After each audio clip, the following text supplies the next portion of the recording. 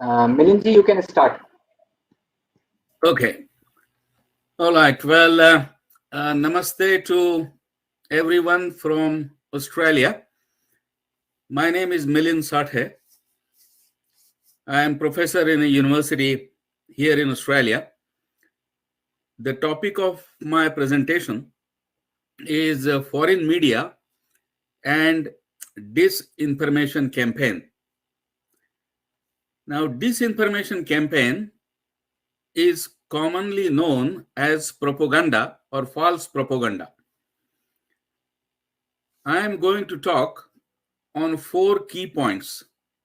Number 1, the history of propaganda warfare against India. Number 2, a framework that we can use to analyze and understand the problem of false propaganda. Number 3, how the false propaganda is used against India. And number 4, what can we do about it and what we have done in Australia about it. So the history of propaganda warfare goes back to the days of the British Raj. The British supported the theory, actually formulated and supported the theory of Aryan invasion. And the Varna and the Jati system was labeled as caste. Now, this kind of a false propaganda was taking place subtly. For example, calling Hinduism a religion or calling dharma a religion is itself a propaganda. And Sanskrit Non-Translatables is a book recently written by Dr. Rajiv Malhotra, which is an eye-opener in this case. Similar things you will find in the book Breaking India by Rajiv Malhotra and The Ruler's Gaze by Professor Arvind Sharma. And these authors detail how the false propaganda has been going on for years. There was a thesis by a Marxist by name Gangadhar Adhikari. And this 1942 thesis advocated that India should be divided into 17 small states. Obviously, the strategy is obvious that when there are smaller states, then you can subjugate them easily. The communists in India, they have not abandoned yet the Adhikari thesis. Similarly, the Joshua project of the missionaries in Nagaland and other states. In Nagaland, the Christian population was about 13%, 13% in 1931. Today, it stands close to 90%, 90%. So that means almost the whole of Nagaland is now Christian. Similar is the design of the Ghazwa-e-Hind, which Shoaib Akhtar, the cricketer, recently was talking about. Propaganda intensified after Modi became the Prime Minister in 2014. The London Guardian wrote a special editorial on 19th of May 2014, which noted that we, the British, in short, ruled India by proxy. And who was the proxy? Of course, the Congress party. But now, 2014,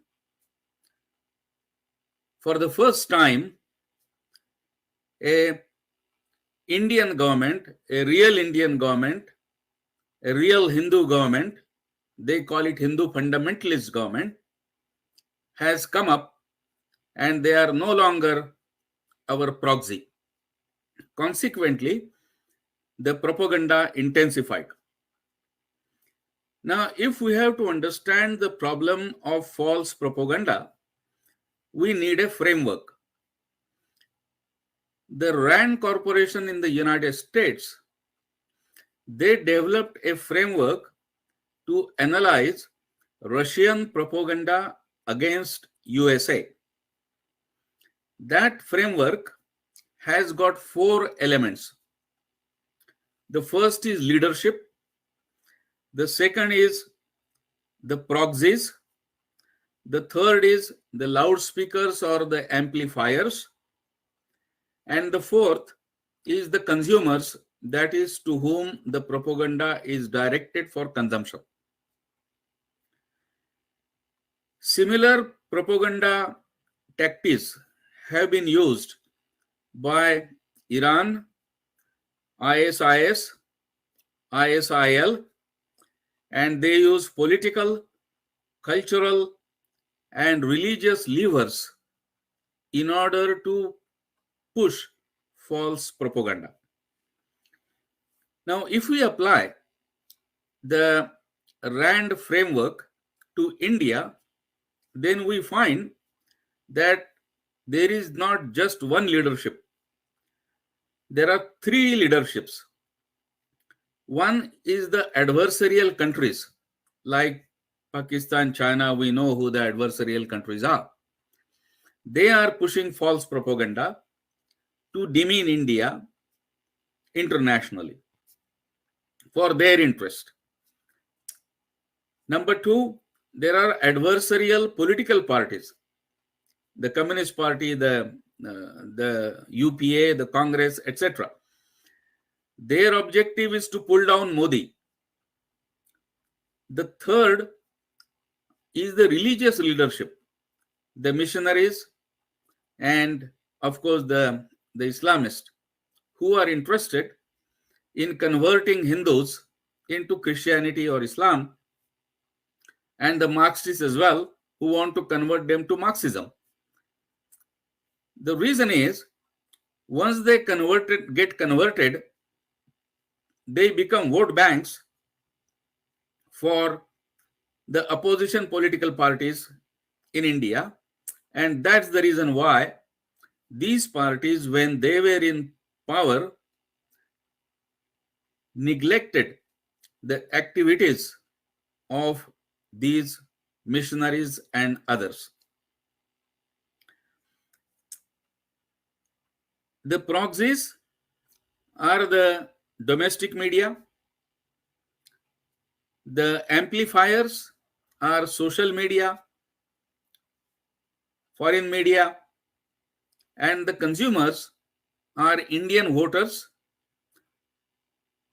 foreign voters, and foreign policymakers, so that they can bring a change in the foreign country against India.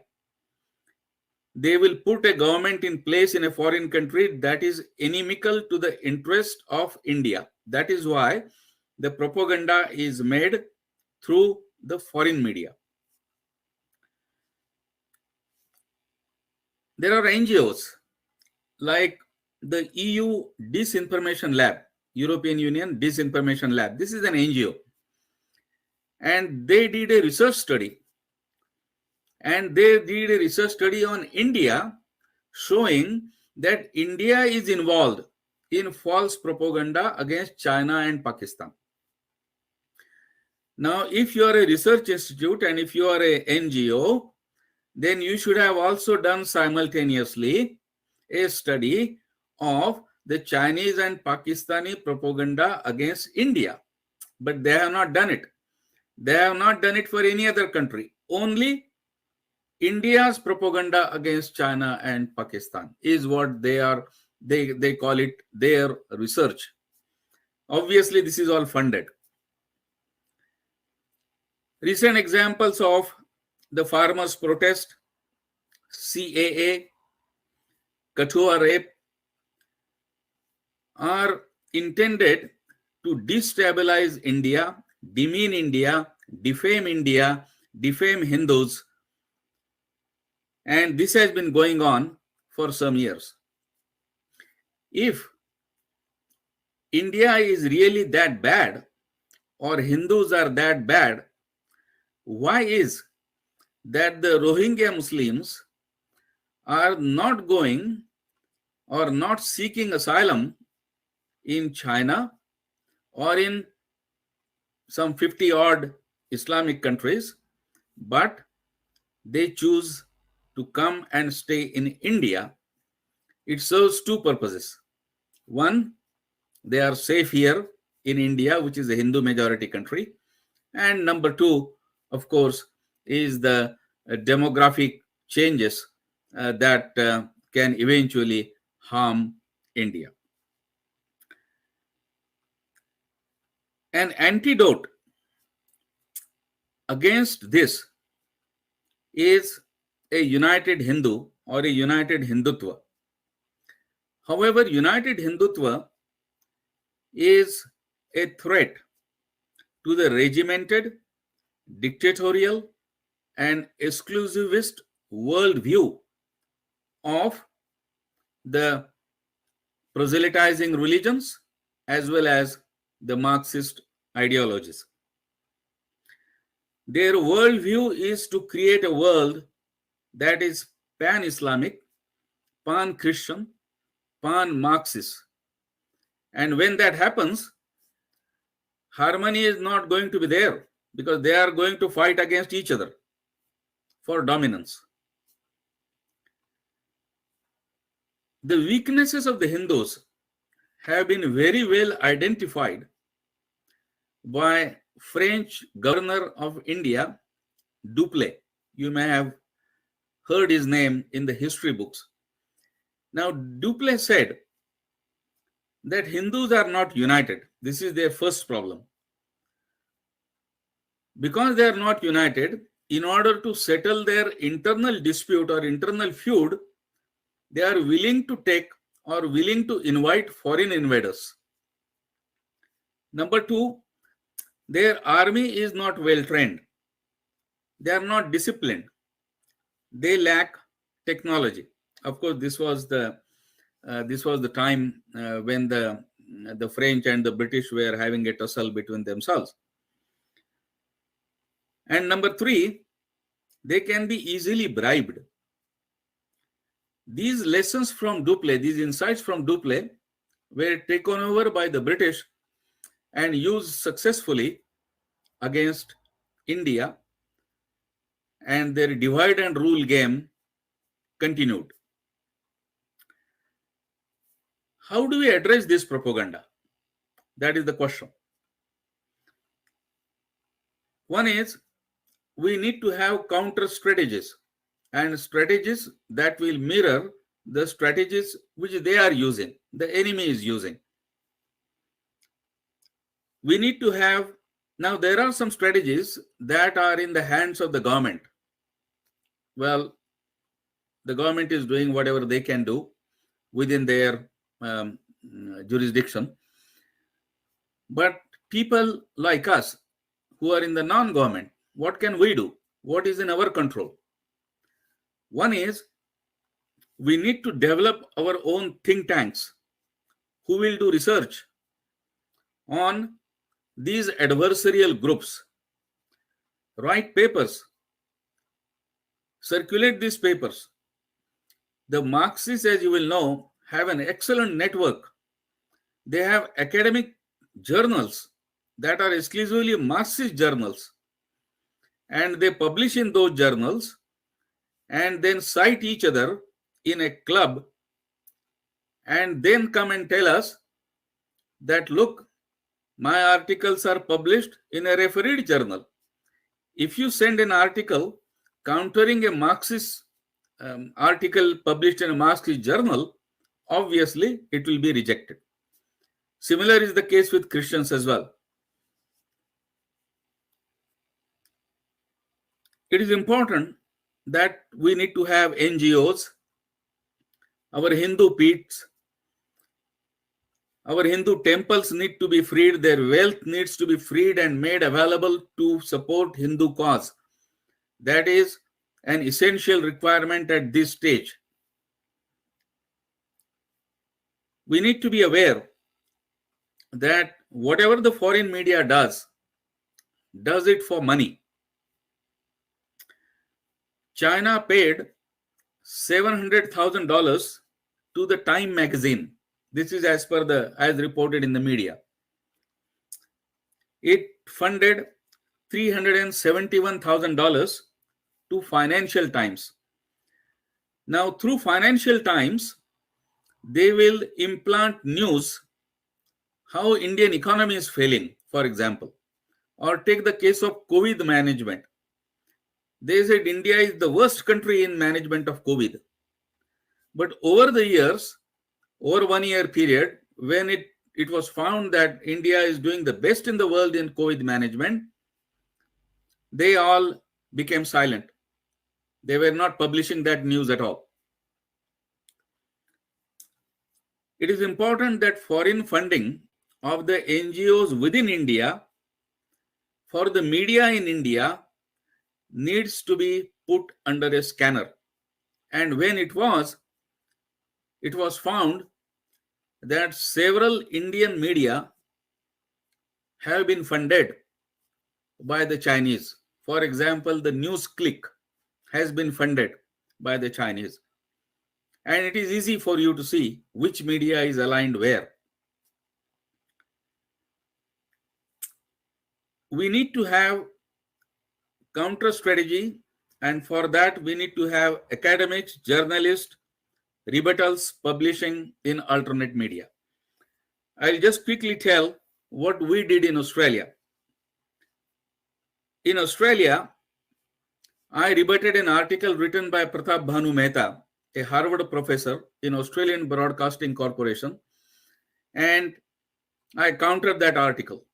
After my article was published in ABC, I sent it to him and told him, Professor, this is a rebuttal. If you want to rebut me, please come out in the public domain. He ran away. In the last 2 years, he has not published anything in Australia. I did similar thing to Wendy Doniger, to Martha Nussbaum, to Joseph Alter, and the articles that I have written on this are available online. I did rebuttal of a journalist, Brian Tuhe, in the Sydney Morning Herald, and we also complained to the Press Council of Australia. Recently, when the Victorian government in Australia tried to ban the swastika sign, I prepared a research paper that swastika is not a Nazi symbol. The Nazi symbol is Hakenkreuz, and swastika is different. And this has been accepted by the Victorian government now, and Hakenkreuz is now at the website of the Victorian government and not swastika. So what are the lessons we get from this Australian study?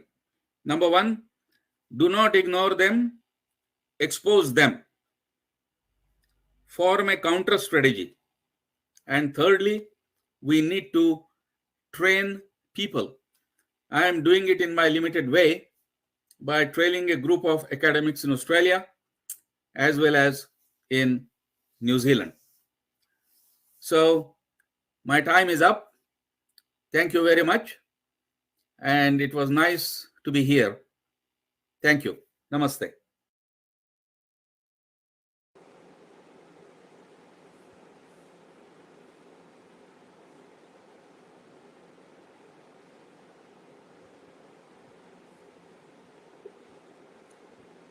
Namaste, friends, and people watching from all over the world. I just traveled to India. I'm in Puri, very famous place. So from Puri, from Jagannathji's home, namaskar to everyone today. My topic is very clear, and I've been hearing a lot of yesterday's session, today's session. So I must congratulate Satparasharji for taking the initiative and organizing this conference, Hindus for Global Good. And this is the perfect name to be given, because I have written 8 books. In my last book, which came out, was Gold, Glory, and God. If you look at the history of the world, then we find out that the entire world from 6th century onwards was put upside down. 6th century started the beginning of colonial era with a papal bull. Papal bull, some of you may not know, you can read in detail in my books, but you can also search on Wikipedia.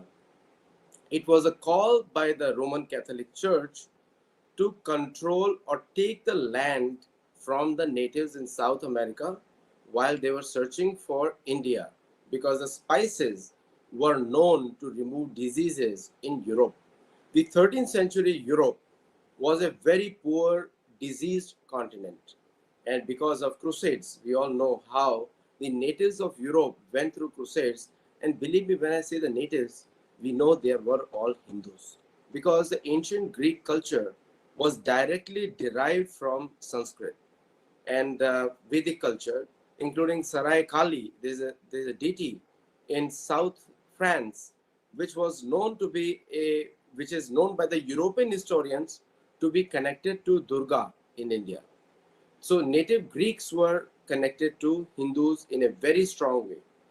And the point which I'm trying to say is that the native cultures of the world, whether it's Africa, Europe, Asia, South America, we all know that the first migrations to the United States happened through the Bering Strait, wherein the Hindus who were running from Parshuram, they crossed over into Bering Strait.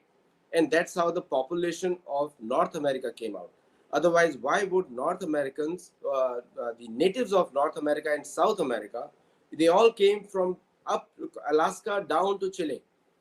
If you see the map there. In my books, I have described it very clearly about Parshuram's study, and also Krishna confirms in Mahabharata that how that due to Parshuram, some Kshatriyas went towards the east, which they obviously have ran towards, and the data suggests that the Bering Strait was a common connected land just few thousand years back. It was 1,000 kilometers wide, and it was so Alaska and Russia were connected continents. That is, a history shows.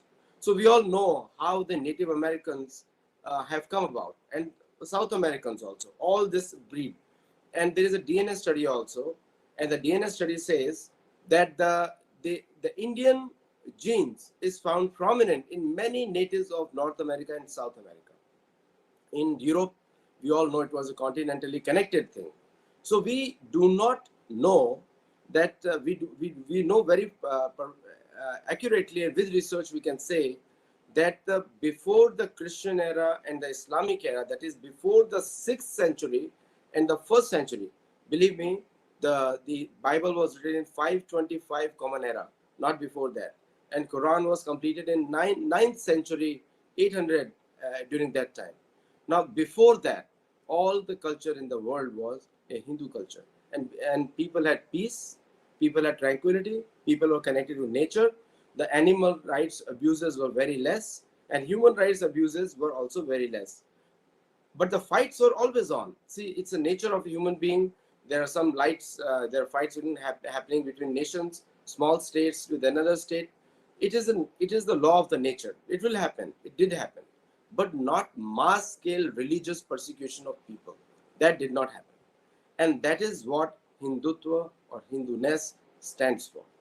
And the beauty of our culture is that it not only teaches us how to live harmoniously with another human being, it also teaches us to live harmoniously with nature, with animals, and also people belonging to multiple faiths.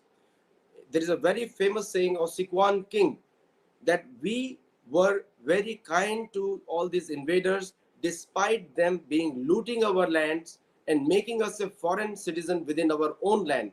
This happened near Boston and northeast of America.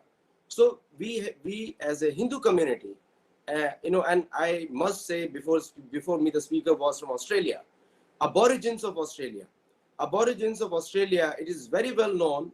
The entire Australian continent was fully occupied by Aborigines of Australia. And that means that every single part of that was inhabited. just a few thousand years, few hundred years back. What has happened to Australia? What has happened to the Maori community in New Zealand? What has happened to the Khazar community in China? They are all connected to us. And the most important is what has happened to Romani people of Europe. So we have to, as a Hindu community, we must become the leaders of human rights in the entire world. We must question wherever, in my last book, Gold, Glory and God, these were the three main reasons of colonial conquest and destruction of native cultures of the world. Hindus are the only remaining Native Americans in the world today.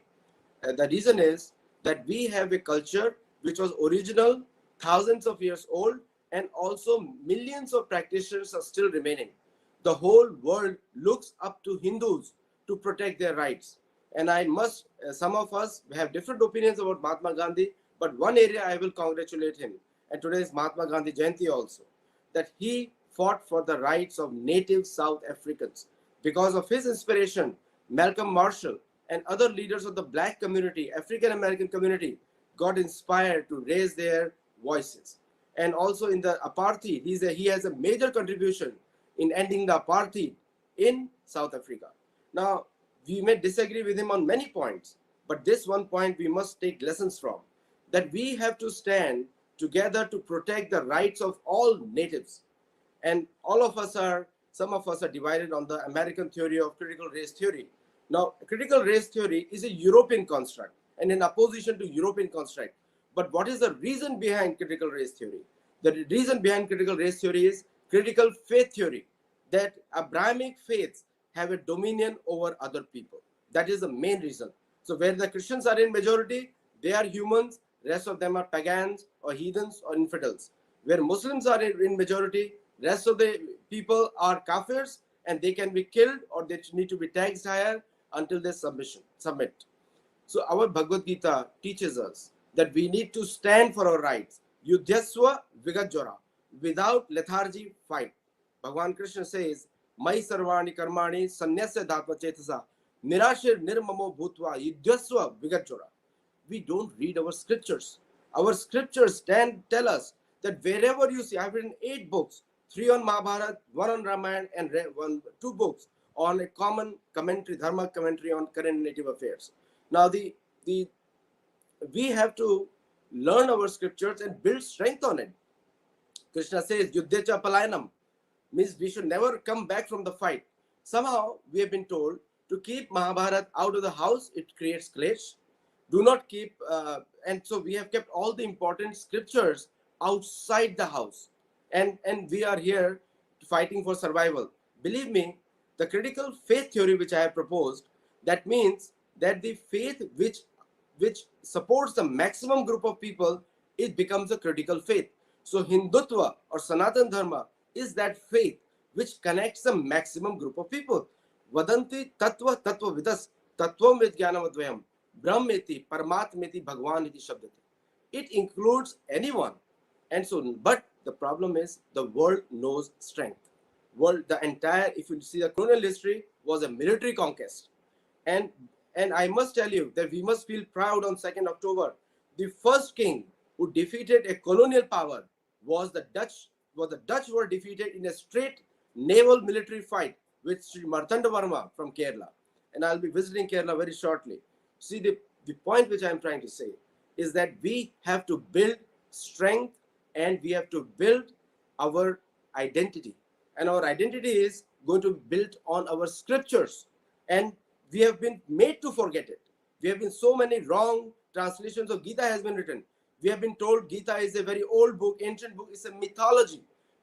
Mythology word was invented. If you watch Satology channel, YouTube channel, you'll see, was invented to prove us that our ancient history was false, and which is a very wrong notion. Therefore, I invented the term Satology. We should never, Sat means truth, and myth means a fake lie or imagination. It's a Sanskrit dhatu. So Satology means a science of truth, a study of truth. Satyamev Jayate. We have to speak the truth and we have to speak it fearlessly. So if you see in aborigines' rights getting destroyed, we have to say it. Understand one thing, there is an Native American saying, the duck which quacks the loudest gets the cracker. The Western world, that means the Christian world. We have to completely understand The Western world is the Christian world. It's nothing to do with anything else. It's not to do with West. They're very clever. They are trying to fool us. So critical race theory is a European construct to hide the critical faith theory. You have to understand the reasons behind it. So we have to speak for all the natives of the world, because all the natives of the world were Hindu and will be Hindu. And this conference is very aptly named Hindus for Global Good. We have to become the human rights champion. We have to become the voice of the people who do not have the voice. Unless we do that, we will not be able to change the destiny of the entire world. Mahatma Gandhi, today is a very auspicious day also, in a way that he shows us this aspect of the leadership. I also don't agree with him on all different aspects. I firmly believe Subhash Chandra Bose was a reason, and that is proved by Mountbatten also. He said Subhash Chandra Bose is responsible. But there are some good things we should take from everywhere. Whatever being, he had faith in Bhagavad Gita. So the Quran, Muslims have Quran, Christians have Bible, Jews have Torah. What do Hindus have? The Bhagavad Gita. We have to speak and learn our own scriptures. We cannot derive mental strength from other scriptures. As I'm traveling India nowadays, in last 3-4 days I've been traveling India, everywhere European names, Marco Polo buses, Martinelli. I'm saying, what has happened to Bharatiya? This is the colonial mindset. Everything in the Christian world is better than everything in the Hindu world. That's what is going on. So we have to reverse the trend. In America, we must demand that the Hindutva must be taught only by Hindu people in tradition. This we must tell. And we must also say in all other parts of the world that Hinduism, Sanatantham, must be taught by only those people belonging to a tradition or who are practicing it. So this is the time Hindus must save the humanity. If we do not speak up, then understand we are part of Vikarma. We are not doing our job. We are part of Adharma. If we do not speak up for the rights of others, whatever he may be or she may be, it doesn't matter. We are the only voice of reason, but somehow we are not speaking enough. And thanks to all these wonderful speakers, you all have shown that how much data we have, how much information we have. And it's time to move forward and claim our heritage. Our heritage is Vasudhaiva Kutumbakam on the principles of Sanatan Dharma. We are large-hearted on the principles of Sanatan Dharma. They are small-hearted, Lagutatmata. You should read the whole entire shloka. They are small-minded because they are speaking only for their religion, their goal, and their culture. What happened to South Americans? What happened to Indians? What happened to Asians? Philippines was a Hindu country before Christian Spaniards came there. And today it is speaking Spanish, and they have forgotten their language, Tagalog. And that is wherever the Abrahamic faiths have gone, they have created poverty everywhere. America is rich because the church is kept outside the power. England was rich because church is kept outside the power. French were rich because church was kept outside the power. Secularism was used by them, and they advised to keep the church. But Sanatan Dharma is not secularism. Sanatan Dharma includes everything. Hindutva is naturally neutral to all faiths. And therefore, Hindutva must be in governance. I want Americans, if they are listening, we have to adopt Hindutva as a principle of American governance. And everywhere, Native American cultures need to be protected. If Australia is a stolen land, according to me, it is stolen from Aborigines. And New Zealand is also stolen land. So we have to speak out, speak up, and make ourselves heard and felt. So I'll stop here. And I'm very grateful to all the organizers and wonderful speakers who have come before on the show. I watched yesterday's recording, and I'm going to watch today's recording also. Namaste.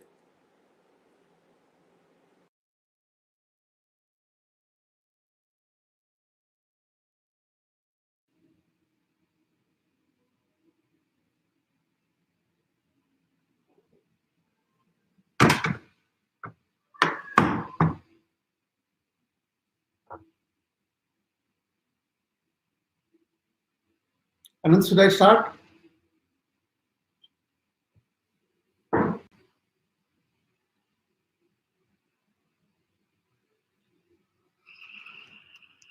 Namaste.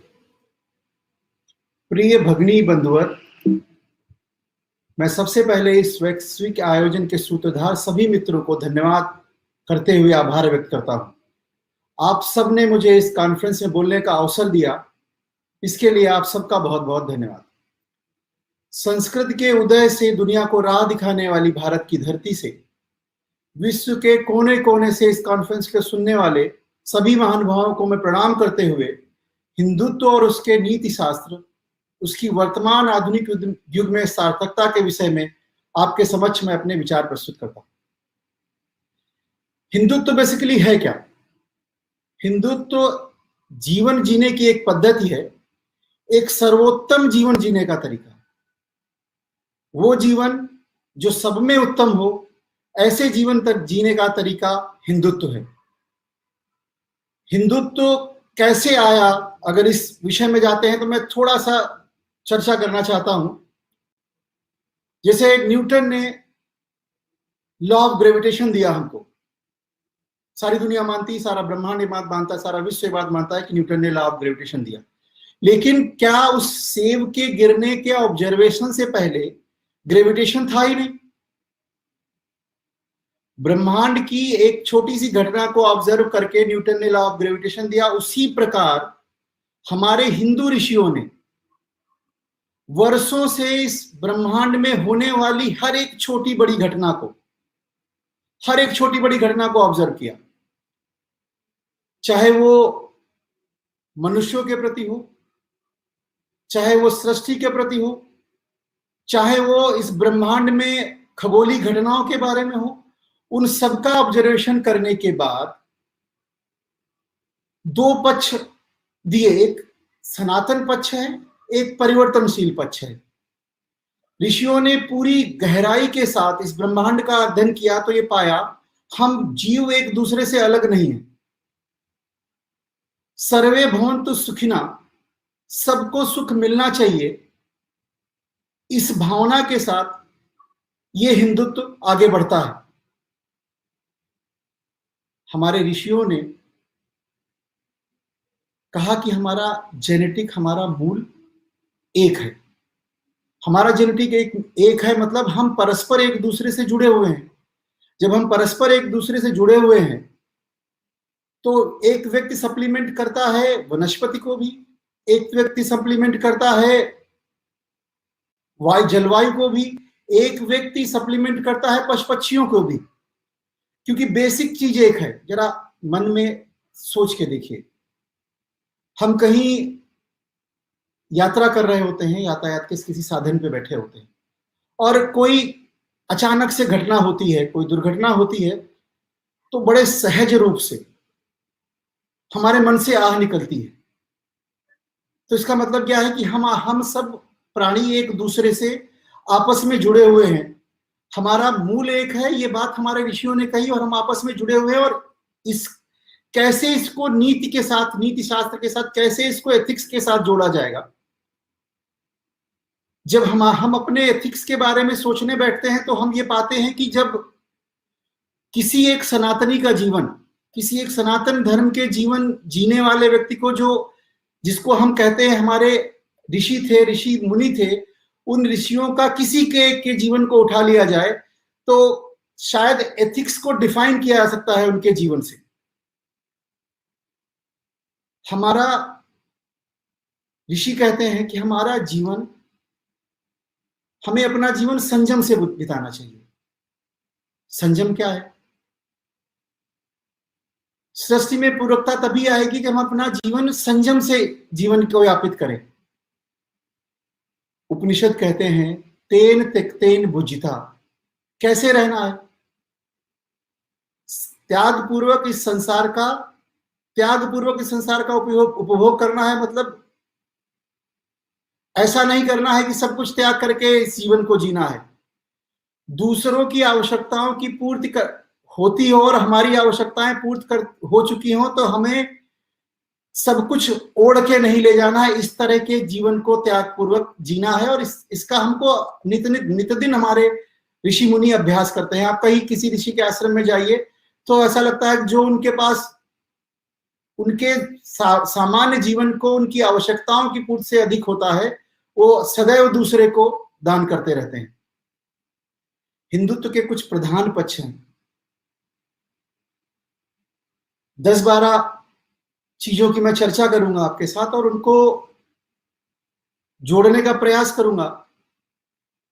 हालांकि अगर आप किसी भी एक चीज में जाएंगे, आप किसी भी एक चीज को समझने का कोशिश करेंगे, तो हमारा नीति शास्त्र पूरी तरह से, हमारे एथिक्स, हमारी वैल्यूज पूरी तरह से अगर विश्व आज अडॉप्ट करता है, तो निश्चित तौर पे ये मानिए जो सर्वे भवन्तु सुखिना की कल्पना है इस हिंदू धर्म की, वो पूरा ब्रह्मांड सुखी हो जाएगा। तो एक एक करके मैं पॉइंट वाइज जाता हूं। सबसे पहली बात, हमारा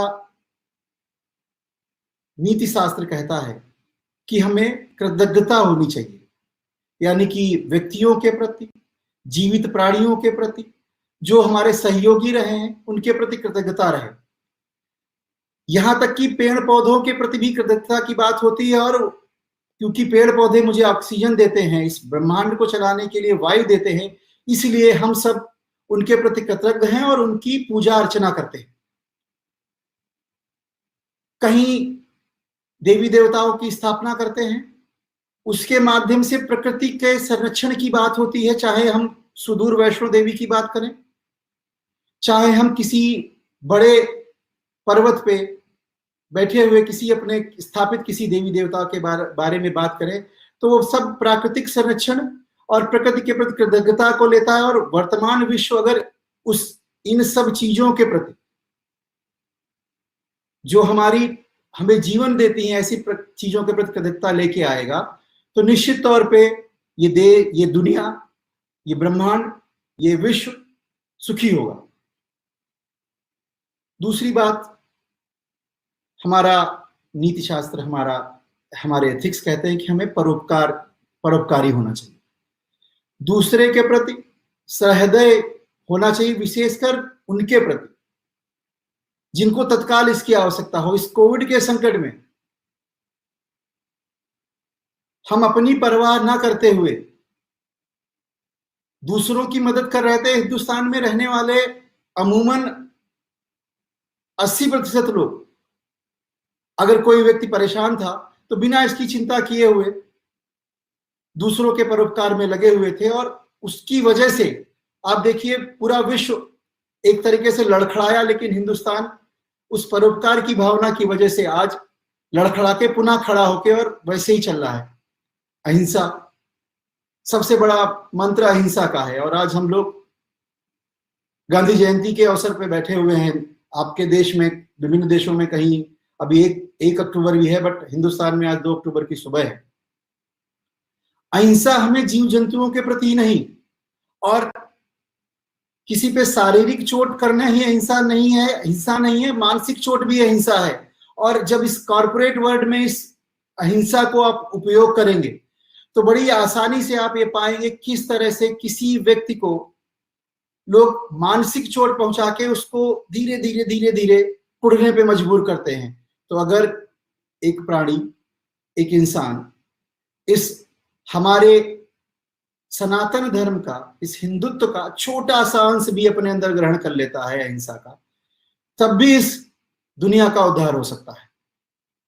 माता पिता और शिक्षकों के प्रति आदर का व्यवहार कहीं छुपा नहीं है। किस तरह से आज जब लोग आदर की भावना, सम्मान की भावना दूसरे लोगों के साथ नहीं रखते हैं, अपने वरिष्ठों के साथ नहीं रखते हैं, अपने गुरुओं के साथ नहीं रखते हैं, तो धीरे धीरे छीड़ता आती चली जाती है। और समाज जब नीचे जाएगा तो विकास अपने आप रुकता है। स्त्रीत्व के प्रति आदर,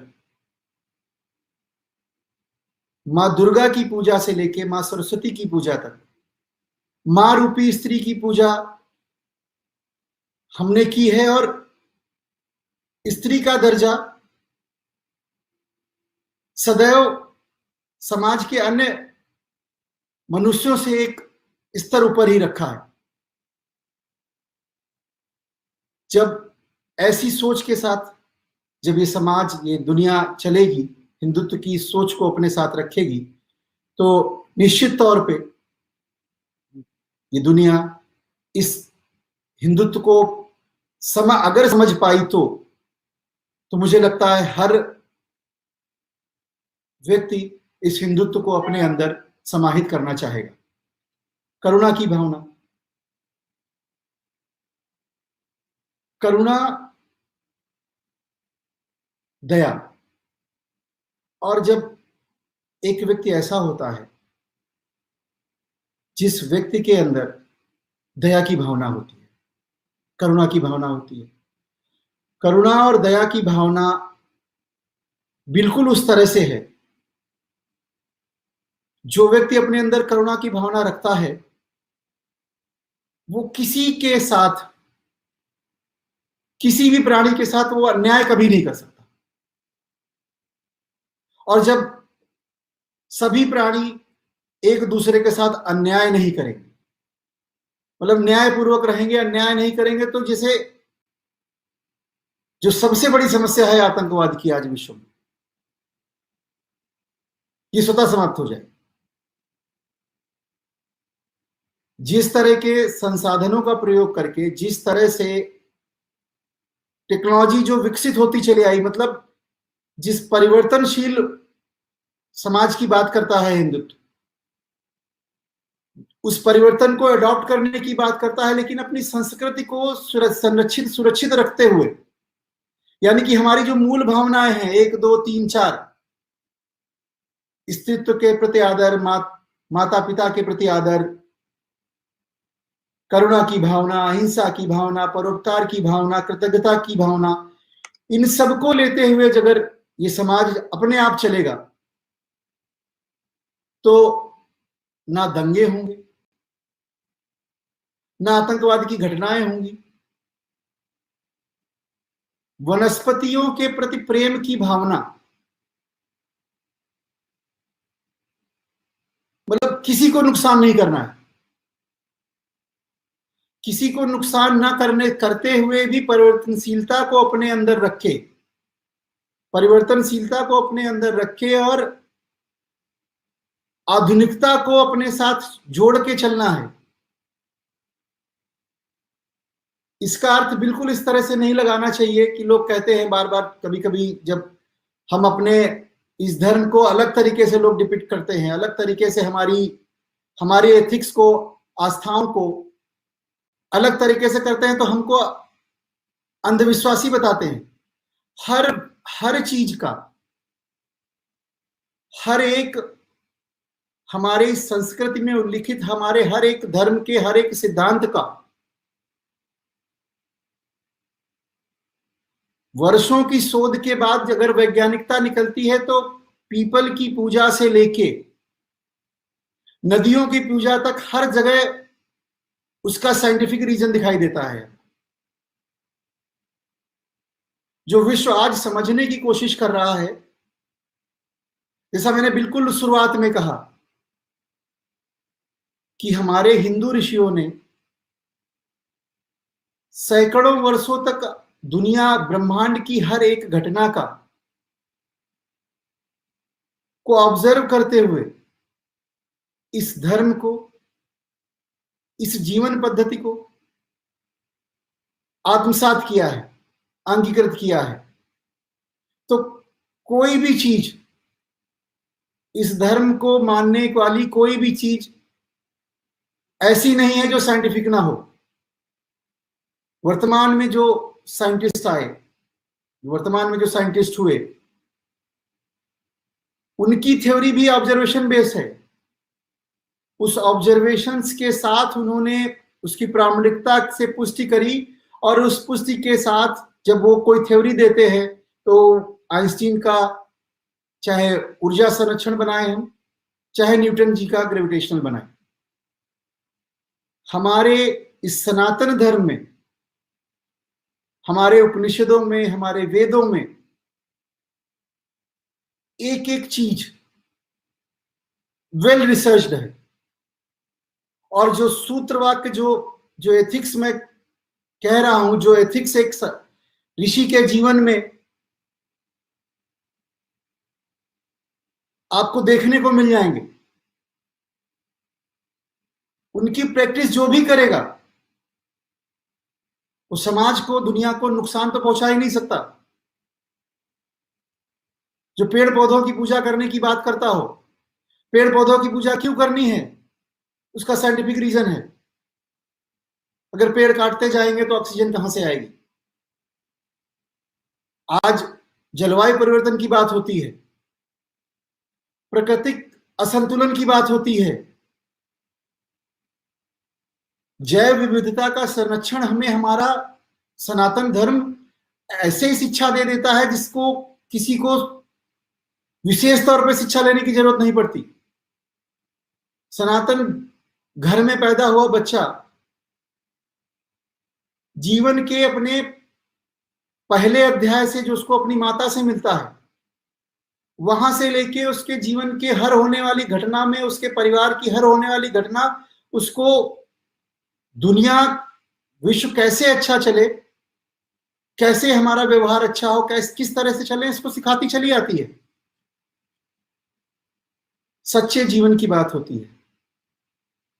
सच्चे जीवन की बात करते हैं हमारे एथिक्स। धन का अर्जन तो करना है, क्योंकि बिना धन के अर्जन के कुछ भी संभव नहीं है, लेकिन धन का अर्जन करना है तो वैधानिक तरीके से करना है। अनैतिक और अवैधानिक इच्छाओं में संलग्न नहीं होना है।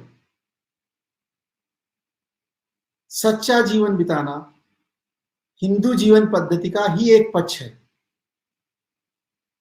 सच्चाई का सिद्धांत ही केवल इस नीति शास्त्र का सबसे बड़ा अंग है। जब हमारे जीवन में सच्चाई होगी, सच्ची तरीके से हम अपनी बात को रखेंगे, अपने मन में जो भावना होगी उसको आगे लेके जाएंगे। जैसे हमारा मन होगा वैसे ही हमारे कर्म होंगे। इस स्थिति में जब हम रहेंगे तो निश्चित तौर पे मैं यकीन के साथ कह सकता हूं कि इस जीवन पद्धति के साथ जो भी जीवन जिएगा वो समाज का हित ही करेगा और सारा विश्व वसुधैव कुटुंबकम के भावना से आगे चलता रहेगा। संयम और इंद्रियों का निग्रह एक मनुष्य में आत्म संयम के गुण का विकास होना चाहिए, क्योंकि यही केवल मन को नियंत्रित करता है। जब आत्म संयम होता है तभी मन नियंत्रित होता है। आत्म संयम हटा तो मन नियंत्रित नहीं हुआ, और अनियंत्रित मन तालिबान को जन्म देता है। हमारी आवश्यकताओं की पूर्ति तो होती रहे, हमारी आकांक्षाओं की पूर्ति भी होती रहे, लेकिन हमारा सनातन ये कहता है, हमारा हिंदू धर्म ये कहता है, हमारी आकांक्षाओं की पूर्ति में अगर किसी व्यक्ति का नुकसान हो रहा है, किसी हमारी आकांक्षाओं की पूर्ति में अगर किसी की आवश्यकताएं कट हो रही हो, किसी आवश्यकताओं की पूर्ति होने में बाधक हो रही हो हमारी आकांक्षाएं, तो निश्चित तौर पे हमें उन आकांक्षाओं को पूर्ति नहीं करना चाहिए। ऐसा संयम हमें अपने इंद्रियों पे बनाना है। त्रिकोण शुद्धि। अब त्रिकोण शुद्धि एक शब्द समझने के लिए आपको लगेगा अभी जी त्रिकोण शुद्धि बोल रहे हैं, लगता है कि बिल्कुल पूरी तरह से आज उस प्रवचन में आ गए हैं जो प्रवचन हिंदू धर्म की तरफ ले जाएगा। ऐसा बिल्कुल नहीं।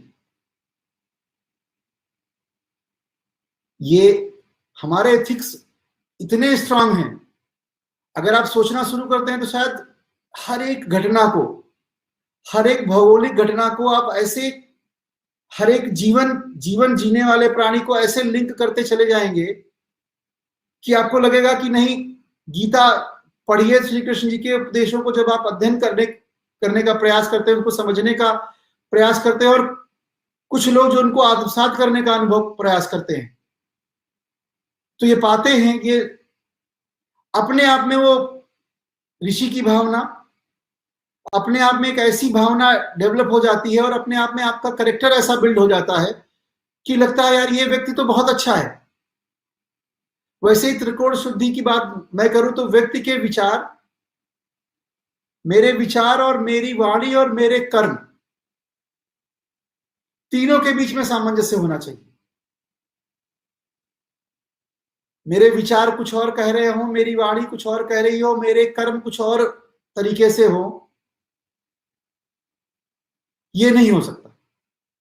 क्योंकि जब विचारशील प्राणी होता है तो उसके मन में जो विचार आते हैं, और सनातन धर्म को मानने वाले व्यक्तियों के मन में जो विचार आते हैं, वो विचार परिष्कृत ही होते हैं। जब हम शरीर, मन और आत्मा तीनों की सच्चाई अगर होती है तो एक अच्छा प्राणी बनता है, और एक अच्छा प्राणी अच्छे समाज की रचना करता है, और अच्छा समाज सबको सुखी रखता है। मैं पुनः दोहराऊंगा, सर्वे भवन्तु सुखिनः की भावना मन में लेते हुए ये प्राणी चलता है, और पूरा विश्व सुखी रहे, पूरा विश्व में वसुधैव कुटुंबकम की भावना बनती रहती है। पारिवारिक जीवन, एक पुरुष और स्त्री के मध्य विवाह के माध्यम से निर्मित पति पत्नी का संबंध एक अटूट संबंध बनता है। जो लोग आज अकेले रहते हैं पति पत्नी के साथ, उनके बच्चे, और अगर उनकी एक पीढ़ी और उनके माता पिता भी उनके साथ हैं, तो अनुभव करिए कि जीवन कैसे आसान होता है, कैसे वर्तमान युग में उसकी प्रासंगिकता है। पति पत्नी दोनों जॉब करते हैं तो बच्चे न संस्कार पाते हैं, ना वो सानिध्य, वो प्यार पा पाते हैं, क्योंकि दोनों अपने दायित्व का निर्वहन में लगे होते हैं। और ये जब ये परिवार कुटुंब के रूप में एक साथ रहता है तो हमारे अपने माता पिता से हमारे बच्चे वो संस्कार भी प्राप्त करते रहते हैं, और कहीं भी कोई ऑब्स्टिकल नहीं आता। माता की संकल्पना, माता की संकल्पना हमारी सबसे बड़ी धरोहर, हमारी मां, और हमारा सनातन धर्म पृथ्वी को माता मानता है। मैंने अपने बचपन में देखा है, मेरी माता जी जब बिस्तर से उठती थी तो सदैव सबसे पहले पृथ्वी के पैर छू के अपने दिनचर्या की शुरुआत, दिन की शुरुआत करती थी। मतलब ये कल्पना, ये जीवन अगर किसी ने दिया है, पृथ्वी ने दिया है।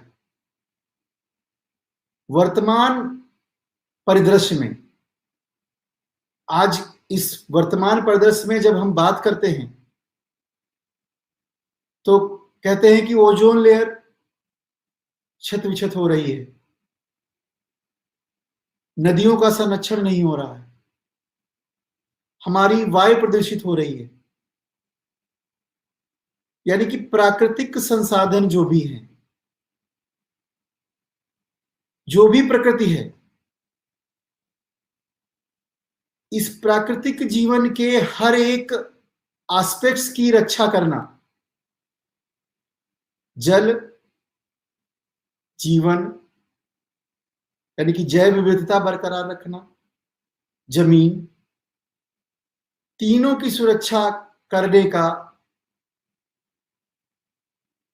जो एथिक्स है, जो वैल्यू है, वो सनातन धर्म में आती है, हमारे हिंदुत्व में आती है। मैं अपने आप को समअप करता हूं, अगर ये विश्व हमारे एथिक्स का पे जीता है, एथिक्स पे चलता है, तो जो भी होने वाली आने वाली समस्याएं हैं, आगे आने वाली पीढ़ियों को, हमारा धर्म अपना जीवन तो जीता ही है, बट आगे आने वाली पीढ़ियों को भी अच्छा जीवन मिले। ऐसा ना हो कि सारे प्राकृतिक संसाधनों का उपयोग हम ही कर जाएं और आगे आने वाली पीढ़ियां अभाव में जिए। हमारा धर्म कहता है कि हम इसके साथ रहें, आगे वाली पीढ़ी को ध्यान में रखते हुए अपने जीवन को जिए। सारा विश्व कुटुंब हो, वसुधैव कुटुंबकम, सभी सुखी रहे, सर्वे भवन्तु सुखिना। इसी भावना के साथ मैं अपनी वाणी को यहीं विराम देता हूं। आपका बहुत बहुत धन्यवाद, आपका बहुत बहुत आभार।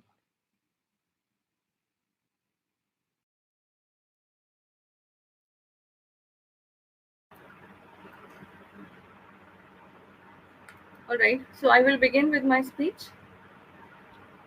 Namaskar, everyone.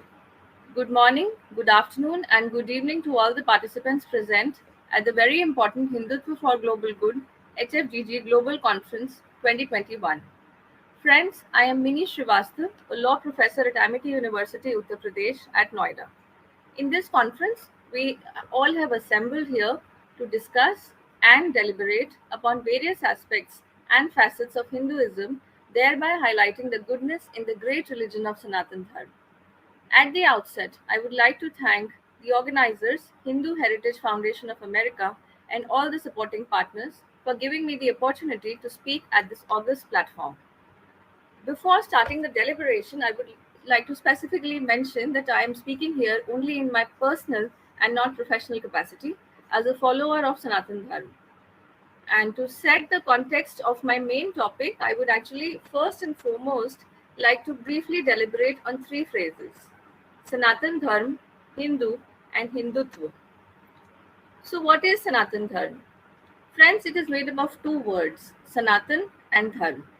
The word Sanatan is a Sanskrit word meaning eternal, that is, शाश्वत या हमेशा बना रहने वाला, अर्थात जिसका न आदि है न अंत है. Now, speaking of dharma, I hope many of us are aware that the real meaning of the word dharma is not same as the globally accepted definition of the word religion.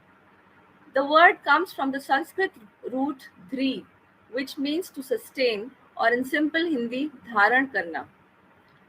This means dharma is the most integral characteristics of someone or something, which, if taken away from them, then that something or someone will cease to exist. So, the basic nature or characteristic of something or someone would be called its dharma. Dharma could be that of an object or of a person. So, for a human being or manav, dharma implies duty. A person's dharma consists of duties that sustain them according to their innate characteristics, which are both spiritual and material in nature. So, our spiritual as well as material characteristics both can comprise of our own individual dharma. Among our revered shastras and religious texts, the definition of dharma are given primarily in Manusmriti and is deliberately in depth in Srimad Bhagavad Gita. Without going in much details, as the topic of dharma itself can be spoken upon for hours and hours, we can simply say that the word Sanatan Dharma implies that ideal code of conduct for not just Hindus, but for every human being, and that conduct which remains true and relevant in all times. Those values which have remained steadfast, withstanding the test of time. Here, I like to emphasize that dharma referred in our text is actually called Manav Dharma and not Hindu Dharma. Another much simpler definition of Sanatan Dharma could be an order which follows the knowledge system of Ved and its subsequent derivative texts like Upanishad, Darshan, Smriti, Puran, Ramayana, Mahabharata, etc., as laid down by our most revered rishis, munis, acharyas, and gurus. Now, my next question is, what are those time-tested values which are considered to be the core of Sanatan Dharma? Some of them are Satya, truth, Ahimsa, non-violence, Daya, compassion, Shama, forgiveness, Dan, charity, Jap, chanting, Tap, penance, Yam Niyam, rules and regulations, Adi, जिनका शाश्वत महत्व है. So these time-tested values have been established in Vedas much prior to the origin of other religions. My next point is that since prehistoric times, Sanatan Dharma has been predominantly followed in entire subcontinent, and despite all the odds and circumstances that the followers of Sanatan Dharma have faced in varying times, it continues to be the largest religion in India. Now I would like to briefly touch upon who is a Hindu and what is Hinduism. Ironically, the word Hindu, which is our core identity in present times, does not find mention in our ancient texts. The word was derived from many references by which outsiders used to refer the people of subcontinent in the ancient times. It is said that many years ago, our ancestors adopted this word as our identity to separate ourselves from the foreign invaders that started invading and settling in our lands. Nonetheless, today we proudly embrace our identity as Hindu, and there is no ambiguity in the fact that we all are proud Hindus. Again, this topic merits a separate discussion forum on its own, but without diving deep into that, being a law professor, I would like to touch upon the legal definition of Hindu as per our law. The Hindu Marriage Act 1955, it does not directly answers the question as to who is a Hindu, but it gives an idea as to whom does Hindu Marriage Act apply. So any person can be a Hindu by religion or by conversion or reconversion. So specifically, if we refer to the section 2 of Hindu Marriage Act, it says that anybody who is a Hindu by religion, and Hindu by religion means a child whose both the parents are Hindu, or any one parent is a Hindu and the child has been brought up as a member of a Hindu family, will be a Hindu by religion. A key point to be noted is a person who is not a Muslim, Christian, Parsi, or Jew is governed by Hindu law, unless it is proved that Hindu law is not applicable to such a person. So even people from Buddhism, Jain, and Sikhism also, in the wider context, if we see, will also be covered under Section 2, and Hindu Marriage Act would also apply to them. Also, those persons who are atheists and who believe in all faiths and in conglomeration of faiths may also fall under this class. So, this legal definition of Hindu stems from the age-old belief that anyone and everyone who lives in this nation can be called a Hindu unless he or she choose to give another identity to themselves, like another religion. Moving on, I would like to delve upon the very important word of Hindutva. What is Hindutva? I would like to delve on this the subtitle of the conference, Hindutva, the Essence of Hinduism. What is Hindutva, and does it have any connection with Hinduism? While answering this question, opinions of many thinkers come to our mind, from Swami Vivekanand to Swami Aurobindo to V.D. Savarkarji and many more. On the other hand, today we also see plethora of people from civil society who oppose and defame Hindutva as a tool and a policy of hatred towards minority communities. But again, as a law professor, I would like to quote India's legendary lawyer, late Shri Ram Jethmalani ji, on the Supreme Court judgment of Manohar Joshi versus Nitin Bhaurao Patil 1995.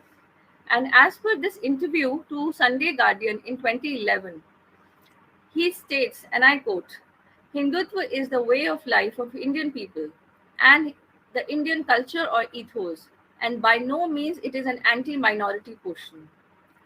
Further, Mr. Ram Jethmalani counters the opposers of Hindutva by stating that ordinarily Hindutva is understood as a way of life or a state of mind, which is not to be equated with or understood as religious Hindu fundamentalism. It is a fallacy and an error of law to proceed on the assumption that the use of the words Hindutva or Hinduism per se depicts an attitude which is hostile to all persons practicing any religion other than Hinduism. So he clearly says that this kind of perception of misconception which is being spread against Hinduism or Hindutva is actually a fallacy and error of law. He further states that the communal propaganda machinery relentlessly disseminates Hindutva as a communal word, something that has also been embedded in the minds and language of opinion leaders, including politicians, media, civil society, and intelligentsia. He earnestly requests them to discover the true meaning of the word Hindutva as defined in Supreme Court judgment before they use it with communal overtone. He expresses pain by stating that it is indeed very unfortunate if, in spite of the liberal and tolerant features of Hinduism recognized in judicial decisions, these terms are misused by anyone during the elections to gain any unfair political advantage. Let the manipulators of the word Hindutva realize that by articulating it with religious connotations is in violation of letter and spirit of the Supreme Court judgment. Now, I move to the topic that I have chosen today, which is select contemporary global challenges and finding answers in Hinduism. Friends, I would like to flag 4 global challenges of today's world, which is affecting all of us directly and indirectly. The first one being unhealthy lifestyle and growing mental stress. I think we all will be in agreement that one of the banes of the so-called modern civilization is the adverse effect on our physical and mental health caused by our evolving unhealthy lifestyle and growing mental stress. The solutions that Hinduism can provide in tackling these miseries of modernity could lie in our ancient systems of yoga, Ayurved, and vegetarianism. To tell you more about yoga, which I am sure all of us know, I would like to borrow the words of our Honorable Prime Minister, Shri Narendra Modi, as per his speech in United Nations General Assembly. He states, and I quote, "Yoga is an invaluable gift of India's ancient tradition. It embodies unity of mind and body, thought and action, restraint and fulfillment, harmony between a man and nature, a holistic approach to health and well-being. It is not about exercise, but to discover the sense of oneness with yourself, the world, and nature. By changing our lifestyle and creating consciousness, it can help in well-being. Let us work towards adopting the International Yoga Day." Unquote. Today, across the globe, millions of people are accepting the benefits of yoga and making it part of their regular lifestyle. Moving on, another facet, very important facet, which as far as health is concerned, is Ayurved. Ayurved places great emphasis on prevention and encourages the maintenance of health through close attention to balance in one's life, right thinking, diet, lifestyle, and the use of herbs. Knowledge of Ayurveda enables one to understand how to create this balance of body, mind, and consciousness according to one's own constitution, and how to make lifestyle changes to bring about and maintain this balance. Moving on, I would also like to stress upon vegetarianism. Vegetarianism, simply speaking, implies practice of eating plants and their product grains, fruits, vegetables, and nuts, and abstaining from eating meat or even animal products. According to the WHO website, there's a page wherein they discuss healthy diet. So there it is mentioned that there is a clear evidence that shows the benefits of a diet high in fruits, vegetables, legumes, nuts, and grains, but lower in salt, free sugars, and fats, particularly saturated and trans fats. So indirectly, even the WHO is also subscribing to the vegetarian diet by mentioning the components of vegetarianism. Similarly, there can be countless other examples like Surya Namaskar, Sandhya Vandana, etc., where practice of our traditional value systems lead to undoubted benefit to both physical and mental well-being of humans. Friends, now I would like to move on to the next concern, which is again global in nature, that is rising intolerance towards each other. Today, no one can deny the world that no one can deny that the world is facing the rising intolerance towards divergent viewpoints. We are collectively, as a human race, are becoming more and more impatient and less accommodating towards those who have opinion which is different than ours. All this is the source of major problems at domestic level till international and global level. To counter this challenge, we all can look at and learn from our timeless culture of Hinduism, which allows and promotes multiple thoughts to coexist under the one umbrella of Sanatantham. Dissent with respect is something which we deeply believe in. For example, we have different sampradaya system within Sanatan Dharma, whose definitions and philosophies about nature of Bhagwan, Prakriti, and their relations with all living beings, plus ways of living, meditation, etc., are completely different, and in some cases almost opposite to each other. But the one common point of all these sampradaya is that they have been taught to respect each other and accept each other's existence without malice and prejudice. This without malice and prejudice is what I would like to underline. For example, Vaishya Sampradaya and Shaiv Sampradaya and Shakt Sampradaya. Another example could be Dvaitwadis and Advaitwadis. Despite all their differences, they continue to give each other mutual respect and coexist peacefully and make it a point to never insult or demean each other. Moving on, I would like to flag the third global challenge, one of the very important, one of the very serious global challenges that we are facing, that is fundamentalism. As per Collins Dictionary, fundamentalism is the belief in the original form of a religion or theory without accepting any later ideas. It is also a source of some of the major conflicts in the world today. To counter this, the world can learn from the principle of assimilation that Hinduism preaches and follows. For example, the acceptance of Sri Ramcharitmanas, in spite of it being a non-Sanskrit text, because it was written in Avadi at that age. It is accorded equal respect at par with our ancient Sanskrit Shastras. The power of assimilation should not be undermined, as it is probably because of this trait our Sanatantham has stood the test of ages till date.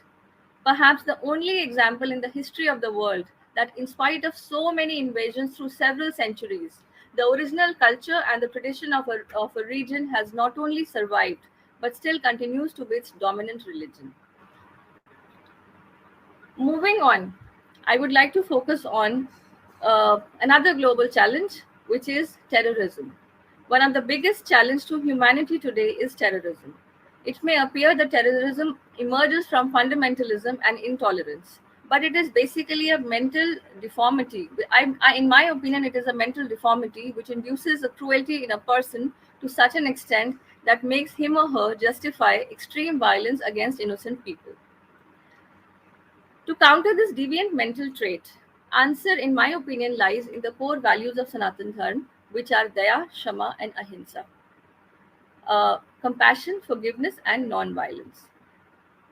In my opinion, if these are three traits which are counted as one of the 10 lakshan of Manav Dharma as per Manusmriti, and if any person is, I would say, continuously being given these three values are instilled in any person, we will see that people, less and less people would walk on the path of terrorism.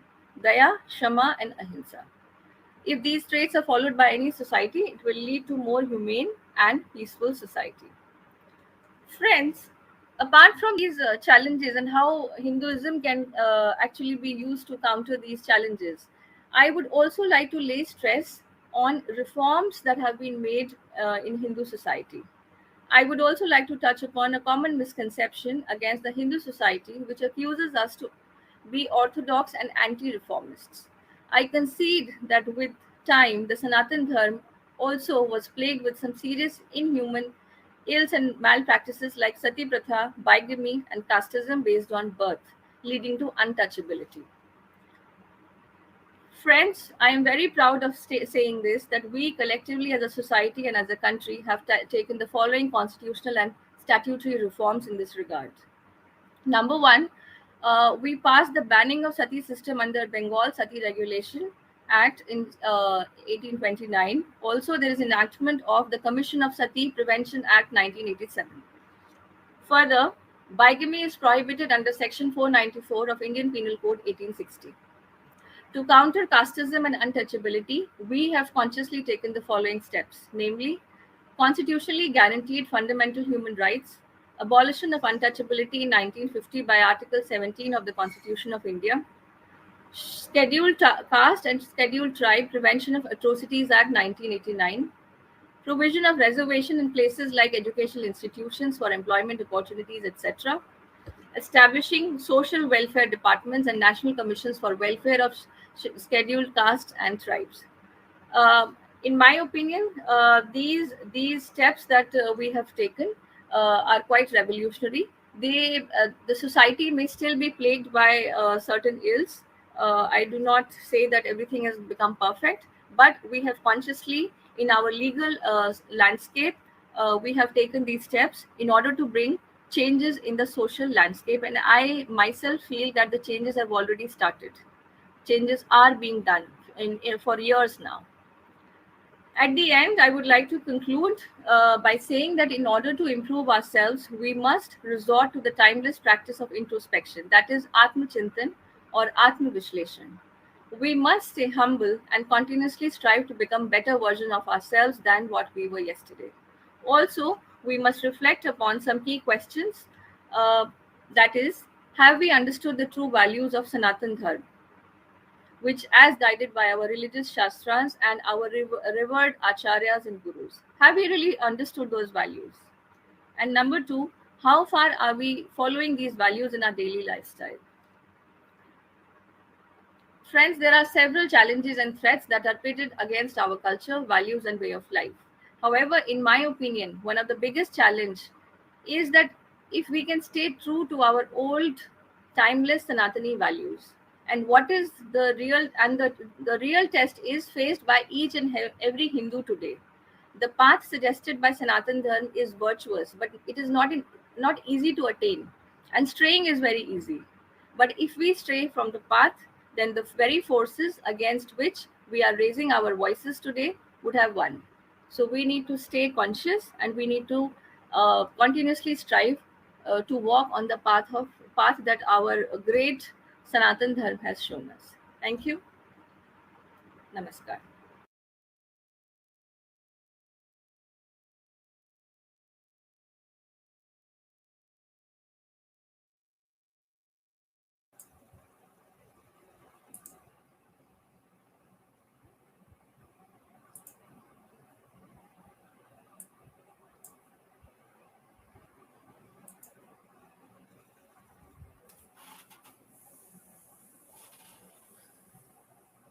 Namaste and greetings to every one of you present here.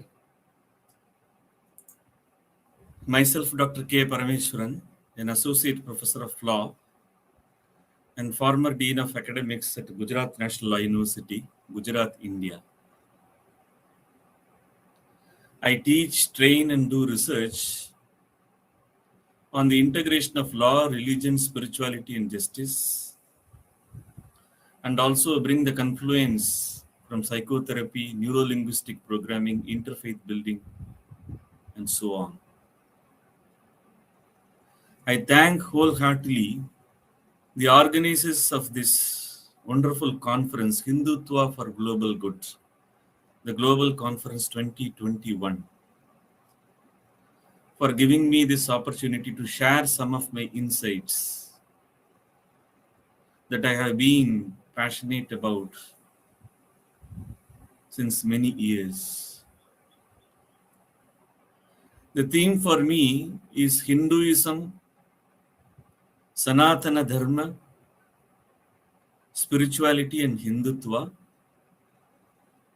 the interface with Indian constitutional law and justice. Before I explain the beautiful interface, the confluence, the integration which is already there between these two value systems, I would like to bring quickly certain broad outlines in order to have a context for us. My first point would be Hinduism, Sanatana Dharma, spirituality, and Hindutva. They are not different things. They are one and the same. They all represent one core body of integrated and continuous stream of knowledge, values, and practices that are inclusive in nature. As a result of which, this continuity,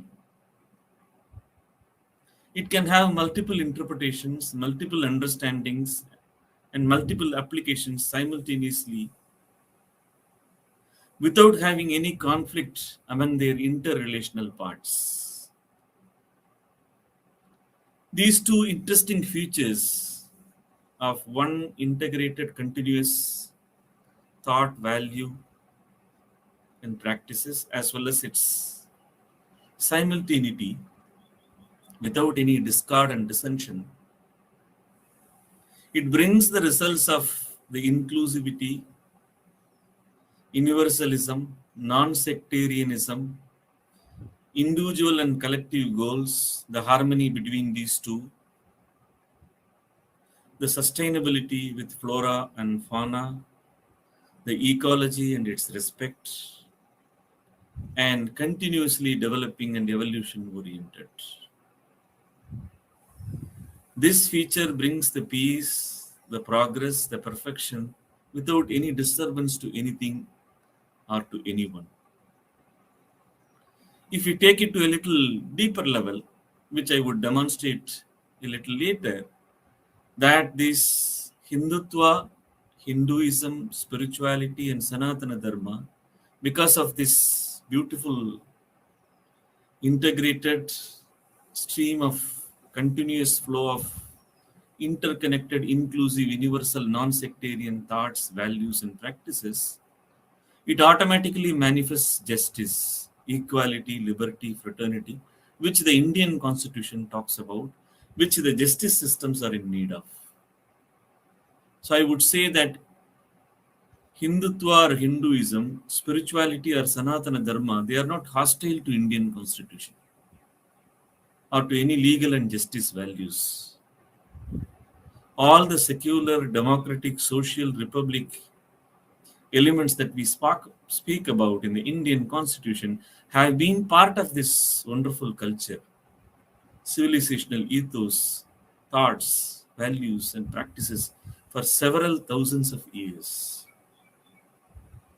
We all know the oneness, the ekatvam, is actually equality in constitutional law at a social level, samatvam. We all know the mutuality which we speak about, sarva bhutatma bhutatma, is actually the constitutional liberty at a deeper level. Similarly, the harmony that we all know is the adveshta maitraha karunaha, is constitutional fraternity, which is sarva bhuta hide radha. So on one side, Hinduism, Hindutva, spirituality, Sanatana Dharma. On the other side, Constitution, its values, the legal systems and justice and so on. They are actually intricately interconnected. As a result of which, Indian Constitution and its application, the Indian constitutional values, the guarantees require Hinduism, require Sanatana Dharma, require spirituality, require Hindutva, the Hinduness, the Hindu thought, the Hindu belief, the Hindu value, the Hindu practice, the Hindutvam.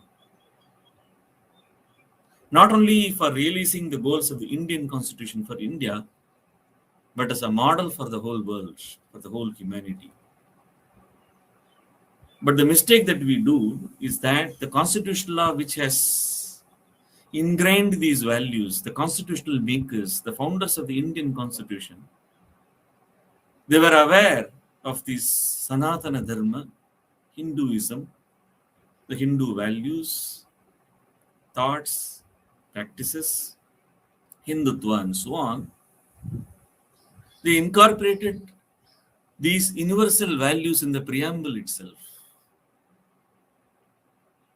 But unfortunately, we make a mistake that the Constitution, which is currently undergoing a different lens of interpretation, and it is being used as an interpretative tool to diminish the value of a civilizational and dharmic value systems of several thousands of years, which sustained everything, which will sustain everything, and that is going to sustain forever. We need to change our interpretation. And I found the hate campaigns that are going on, the criticisms on Hinduism, Hindutva, Sanatana Dharma, spirituality, and so on, they all lack objectivity. There is no rationality in their explanations. There is no rigor of research to explain things. And they all conveniently ignore to understand and connect the past history, the glory of it, and the sustenance of it throughout the period of disturbances, and it's still the futuristic capabilities that this Hindu thought has, this Hindu values have. So Hindutva or Hinduism, Sanatana Dharma or spirituality is not antithetical to Indian constitution. Rather, Hindutva, spirituality, Sanatana Dharma, Hinduism, this Hindu value, thought, practice, one integrated, continuous stream of a body of knowledge, values, and practices, having multiplicity as well as simultaneity and sustainability, is crucial for the foundation, is crucial for the successful implementation of the Constitution.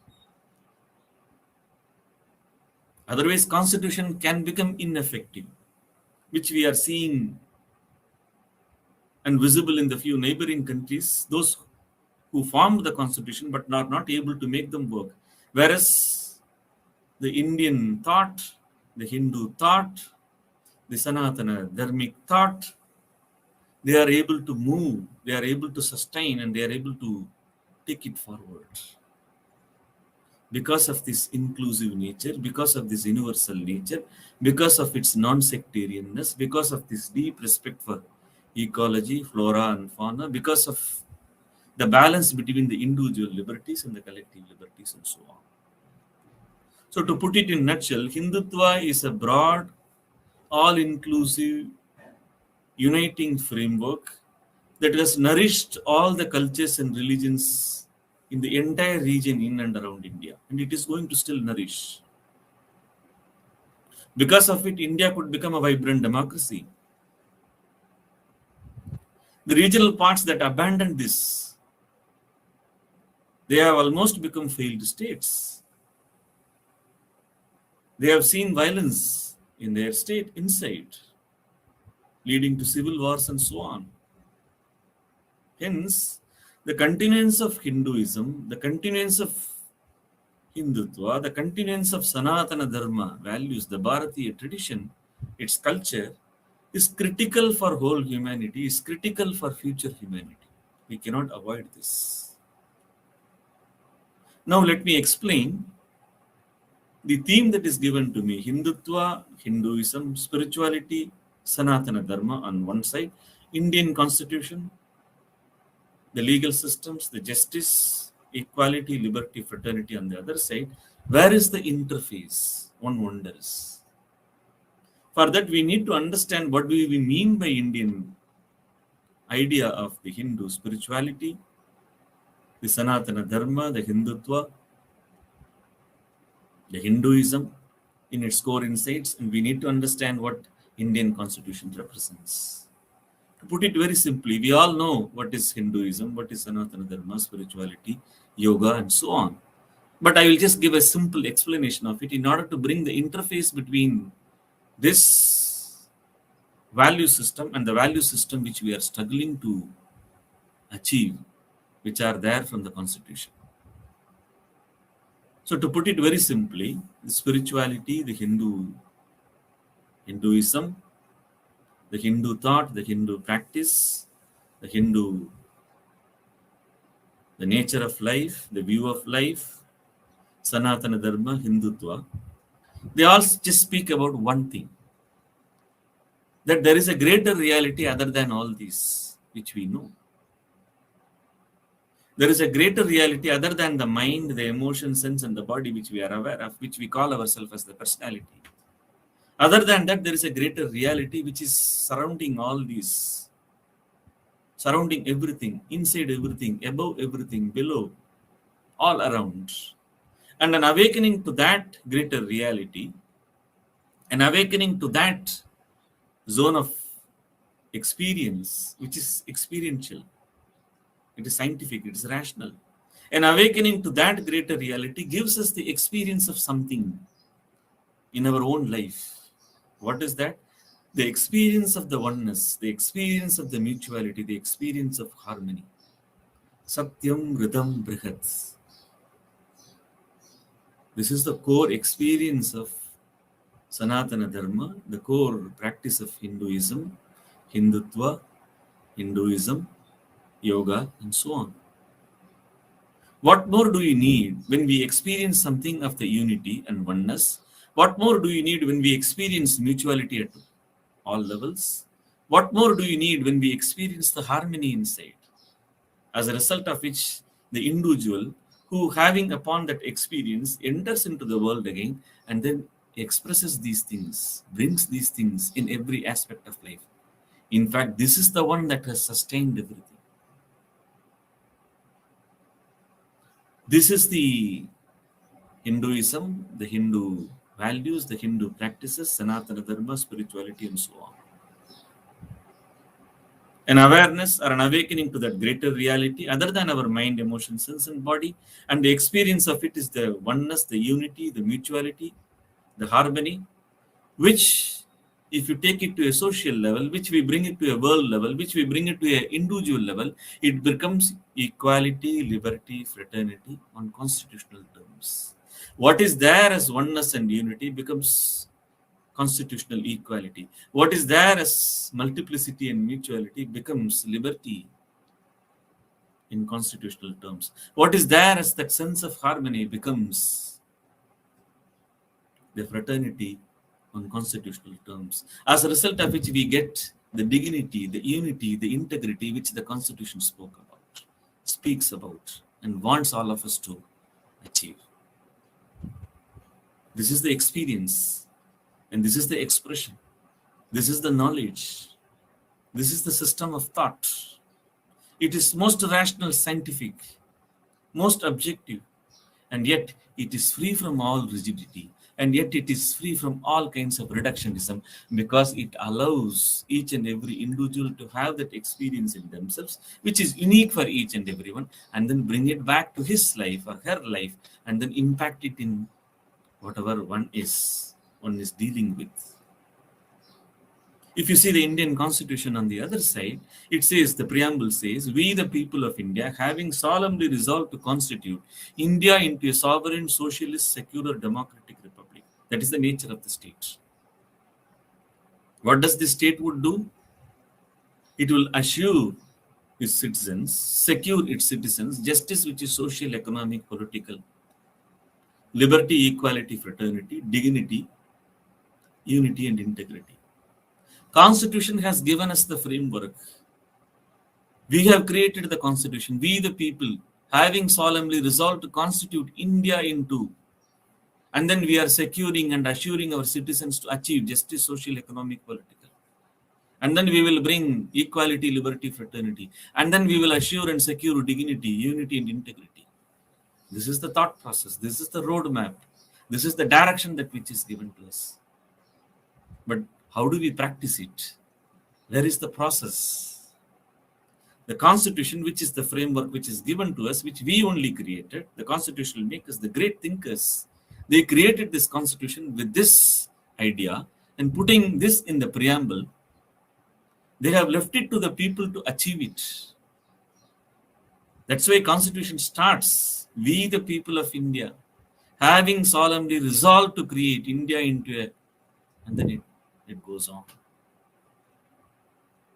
So in order to make the Constitution working, in order to manifest the Constitution, in order to fulfill and accomplish all the guarantees that are there in the Constitution, justice, social, economic, political, equality, liberty, fraternity, dignity, unity, integrity, we need an experience by which we will live. That experience is found in the Hindu body of thought. That is there in the Sanatana Dharma, that is there in the spirituality, that is there in the Hindutvam. Otherwise, where are these? How do we practice it? It has given us the road, Constitution has given us the framework.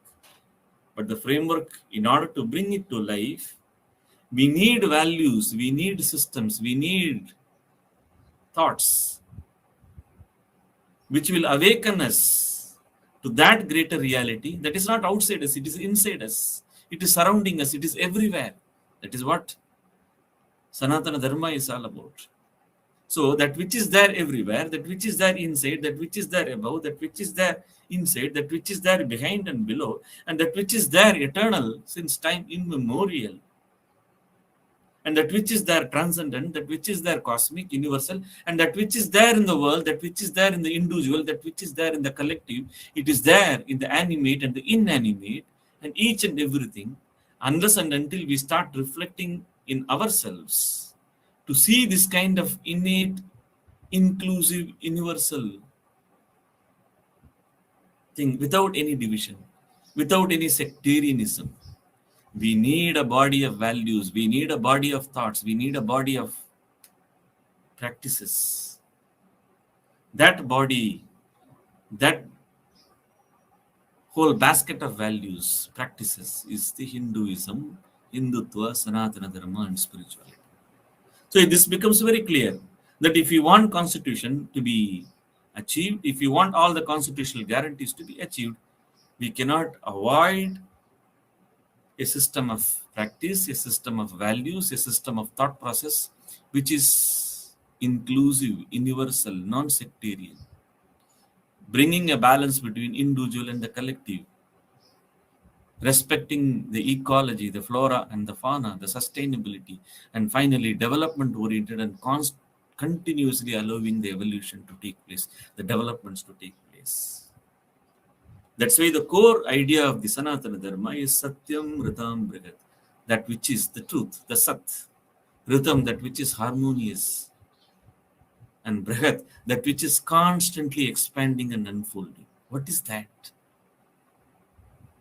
It is there inside us. It is there in the Hindu thought. So in order to make the constitution working for all of us, we need to apply this. Now the question comes, how do we apply this? It must be brought to the level of education. It must be brought to the level of each and every individual life. Education is the starting point, the source of it. I have introduced that kind of a subject in my university, Gujarat National University, where I have been teaching for the last 6 years. Now, conversely, you see the other side of it. Very interesting. Even the justice which the Constitution talks about, that is social, economic, and political, or the equality, liberty, and fraternity, they are also constantly struggling and expanding. The Sanatana Dharma, the spirituality, the yoga, the Hinduism, the Hindutva, and so on, which talks about Satyam, Ritam, Brihat, the oneness, the unity, the mutuality, the multiplicity, the harmony, and so on. Even the Constitution is struggling to achieve that. If you see, I used to give a simple example of Article 14 or Article 21 of the Indian Constitution, which got enshrined as an enacted provision in the Constitution in the year 1950. It is one and the same. The Article 14, the Article 21 remains the same. But in the year 2021, if you see the graph of what are all the interpretations that we have given to Article 14 and Article 21, it has continuously expanded, continuously unfolded itself. Now the question is, are we going to go by trial and error approach? Are we going to go by this analytical approach, which are very costly, which are very slow and damaging in between? And if you go by this kind of a trial and error approach, and if you go by this kind of analytical approach, it is not bringing the bindingness. It is not addressing the challenges which we are facing. And this is very much required. And I really appreciate the organizers of this wonderful conference who have worked so much to bring this. The core 5 challenges of the modern life, or the modern state, and the governance and the legal systems all around the world, is that individual and collective conflict, how do we reconcile? Artificial intelligence and privacy, how do we reconcile? Science and spirituality, how do we reconcile? Interdependence and independence, how do we reconcile? Shared values and alienating values, how do we reconcile? The reconciliation is in this thought process, in this value system, in this practice of Hinduism, Hindutva, Sanatana Dharma, spirituality, and so on. So what we, the people, in the preamble have promised for all of us needs to be practiced and needs to be brought. The Hinduism, the Hindutva, the spirituality, the Sanatana Dharma, and so on. And the practice must start in our own life, whatever that we do. With these thoughts, I would like to conclude here And those who are interested in discussing this theme more, and I would like to share my research with all of you. And I once again thank each and everyone for giving me this opportunity, particularly the organizers of this conference. Thank you so much. Thank you. Namaste.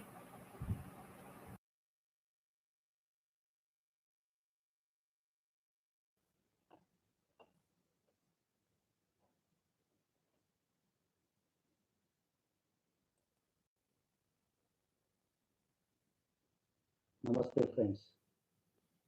My topic is Vedic knowledge and modern science. Vasudeva Sutam Devam Kamsa Chanuramardhanam Devaki Paramanandam Krishnam Vande Jagadgurum Krishnam Vande Jagadgurum. Dear August family, we as a global family fail to understand the deep and real meaning of the Hindu holy books written by our great sages and ancestors.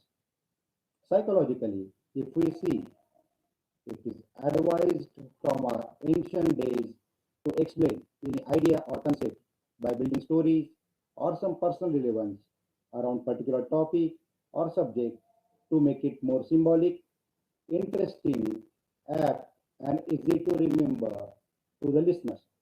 However, this concept by our sages didn't turn out well with our future generations. Without going in specifics of it, they just interpreted it as symbolically without understanding it scientifically. Every knowledge, literature, concept written as some message was actually a deeper scientific and technological concept, design methodology, information about medicine and surgery, advice on physical, mental, and social health, nurturing and balancing environment, life management and management of work, political and economic consideration. The crux is to build healthy society, socially, economically, so that the world and the country goes with the theme Vasudhaiva Kutumbakam, meaning the whole world is our family. Progression in science and technology has been the major reason for the growth of human civilization.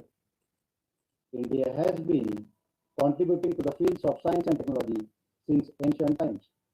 Even today, what we term as traditional knowledge is actually based on scientific reasoning. The history of scientific discoveries and development in India dates back to Vedic era. Hindu ancestors, sages, had this great knowledge not just on paper but implemented many concepts practically on ground with base skills and design at that time. We can see various temples, metalwork, architectural beauty, mathematical calculation, surgical practices. Why Indians have built so many incredible architecturally marvelous temples in thousands all over the world? Were they so rich to spend wealth on this activity? The answer is yes. The eternal Sanatan Hindu culture blessed them with wisdom, intelligence, hard work, spirituality, and most important, research in every field of life to make humanity prosperous and peaceful. Their quest for knowledge, manufacturing, and trading made it to the world's largest economy for thousands of years.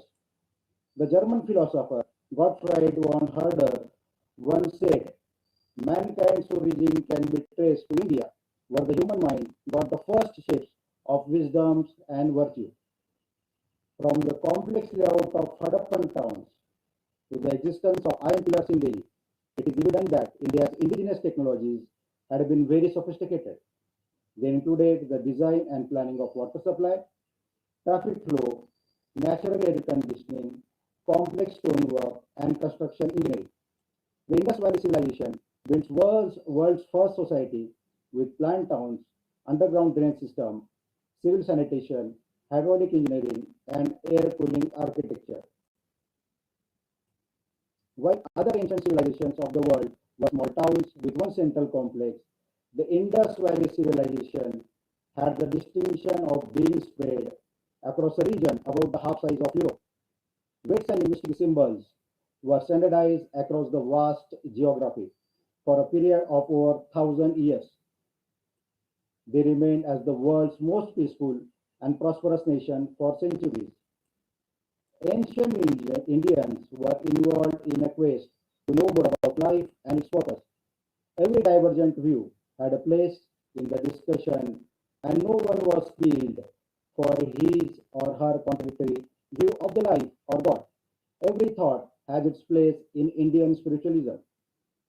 Peace and quest for true knowledge, spiritually and scientifically, remained the basic DNA of ancient Hindu civilization. The place of worship for Hindus are temples, whose architecture is another science. Now, let's have a look on why should we visit temples. Magnetic and electric waves are constantly circulating inside the earth. When we build a temple, architects and engineers select a piece of land where these waves are available in plenty. The chief idol is placed in the center of the temple. This place is also known as Garbhagriha or Moolasthana. The temple is built and then the idol is initiated with a puja commonly known as Prana Pratishtha. The idol is placed where magnetic waves are highly active. During the placement of idol, they bury some copper plates beneath the idol. The plates are inscribed with Vedic scripts. These copper plates absorb magnetic waves from the earth and radiate to the surrounding. Therefore, if a person who regularly visits a temple and walks around the idol clockwise, his or her body absorbs magnetic waves and boosts positive energy, leading a healthy life. Almost all Hindu temples have big bells, which one has to ring before entering inside. The science behind this is overwhelming. Temple bells are manufactured with a mix of different metals in specific proportion. These include cadmium, lead, copper, zinc, nickel, chromium, and manganese. The mixing and proportion of metals, which while making, is the real vision of science. The bells produce a distinct sound on ringing. The sound and vibrations are so distinct that it creates a connection between both sides of the brain. Also, the sharp sound and vibration last until 7 seconds in echo mode, which is enough to touch 7 healing centers of the body. With the sound, mind becomes empty of all the thoughts and it enters in a position of trance to a regular visitor to temples. It becomes very receptive, ready to take new ideas and free the mind from all the chaos going through the mind. Many additional benefits such as eradication of negative thoughts, improving concentration, maintaining balance of mind, helps in ailment. Actually, Hindu religion is the oldest religion existing in the world, but the science behind Hindu rituals and worshipping methods are far more advanced than present days. It has been proved innumerable times that the belief system behind Hindu religion is connected with science and technology. The 1,000-pillar hall of Madurai Meenakshi Amman temple has absolutely zero echo. We can very well gauge the knowledge of our ancestors about the concept of sound. German philosopher Schopenhauer writes in his monumental work, The World as Will and Representation. In the whole world, there is no study so beneficial and so elevating as that of the Upanishads. It has been the solace of my life. It will be the solace of my death. The knowledge of Upanishads is the jewel for all those who not only appreciate the universal hospitable culture of Indian subcontinent, but also those who want to get to know the pure knowledge of the worldview and cosmic existence. Now it is accepted that India was intellectually developed about 2,000 years before the Europeans started exploring the theories of linguistic, social sciences, mathematics, philosophy, and psychology. Mathematics. The history of scientific discoveries and development in India dates back to Vedic era. Aryabhatta, the famous mathematician of the Vedic era, invented zero. The concept of squares, rectangles, circles, triangles, fractions, and the ability to express number 10 to the power 12, differential calculus, algebraic formulae, and astronomy all had their origin in Vedic literature.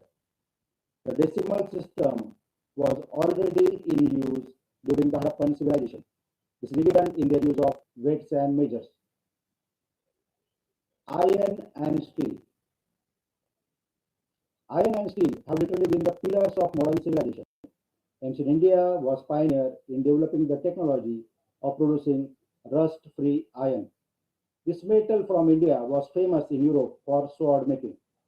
The famous iron pillar of Delhi is a testimony to that technology, which is almost rust-free even today. Farming techniques and fertilizers. Indian farming technology was mostly indigenously developed and was ahead of its time. It included soil testing technique, crop rotation method, irrigation plants, application of eco-friendly pesticides and fertilizers, storage methods for crops, etc. Physics.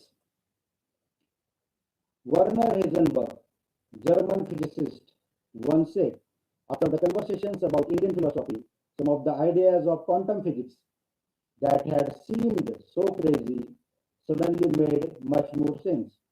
The concept of atoms, molecules, and matter can be traced to Vedic era. Moreover, the concept of astronomy and metaphysics are all described in Rig Veda, an ancient Hindu text of Vedic era. Rishi Bhaskaracharya, a famous ancient Hindu astronomer, once said, objects fall on Earth due to a force of attraction by the Earth.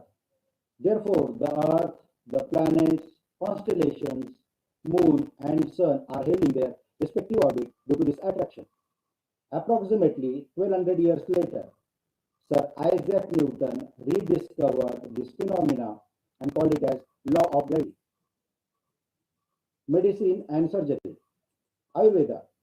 Ayur means life and Veda means knowledge, is probably the oldest structured system of medical science in the world. Proper knowledge about various ailments, diseases, symptoms, diagnosis, and cure is the basis of Ayurveda. Many scholars like Charaka and Shrushruta have made invaluable contribution to Ayurveda by inscribing in written form as found in ancient manuscripts. Embryology. The Vedic scriptures are proven true historically and scientifically. More than 5,000 years ago, in the Vedic scriptures called Srimad Bhagavatam, 3rd canto, chapter 31, the unique information on the development of the embryo was already explained beautifully. Aristotle was the first Vaishnava to describe the concept of embryology, but his research was very limited compared to the literary description mentioned in Srimad Bhagavatam Garbhopanishad. Shipping and shipbuilding. Shipbuilding was one of India's major export industries. Medieval Arab sailors purchased boats from India. Even the Portuguese, instead of buying from Europe, also obtained these boats from India. Some of the world's largest and most sophisticated ships were built in India. The compass and other navigation tools were already in use in India much before Europe. Using their expertise in the science of maritime travel, Indians participated in the earlier known ocean-based trading system. Art of navigation was born in River Sindhu 6,000 years ago. This astrolabe, used as ancient navigation system, was found in the Geneva Museum of Science History. Rama Setu. The Setu or bridge lies between Pamban in Rameshwaram to the Thalli Mannar in Sri Lanka. Is nothing but a masterpiece of brilliant engineering. The construction of the bridge is an astounding thing that the world still wonders at the knowledge and skills of our ancient engineers. Now, let's understand scientific ways of rituals and spiritual practices. First, why is food not allowed to eat during eclipse? Why darba or holy grass is kept near food during this time? During eclipse, sun is obstructed by moon or earth. due to which ultraviolet rays and blue light wavelength doesn't reach to Earth in sufficient quantity. Therefore, it results in increase in bacterial level in the cooked food. If we eat the same food, it may result in illness. Therefore, our sages suggested that not to cook or eat food during that period. Nanoparticles on this holy grass called dharma protects the food from harmful radiation. It is proved through scientific research as well. Second, chanting Om mantra. Chanting Om is believed to reduce blood pressure and control heart rates. If Om is voiced after taking a deep breath, it enhances the sense of alertness and thus concentration. Third, why should we not sleep with our head towards the north? Our body has its own magnetic field, also called as heart's magnetic field. Likewise, Earth also has its own magnetic field, which is from south to the north. If we sleep with our head facing the north, we are letting our magnetic field go asymmetric to Earth's magnetic field. This can bring about problems related to blood pressure, and our hearts needs to work harder in order to overcome this asymmetry of magnetic fields. The second reason is the presence of iron in our body. Due to asymmetric magnetic field, iron gets congregated in the brain, which can cause a lot of health problems like headache, Alzheimer's disease, cognitive decline, Parkinson's disease, and brain degeneration. Fourth, how our happiness index increases. There are four hormones which determine a human's happiness: endorphins, dopamine, serotonin, oxytocin. Techniques of pranayama, yoga, and meditation not only helps in well-being physically and mentally, but also adds to better living and happy life by inducing these hormones in required quantity. Fifth, why Indian bride wear ring in toe?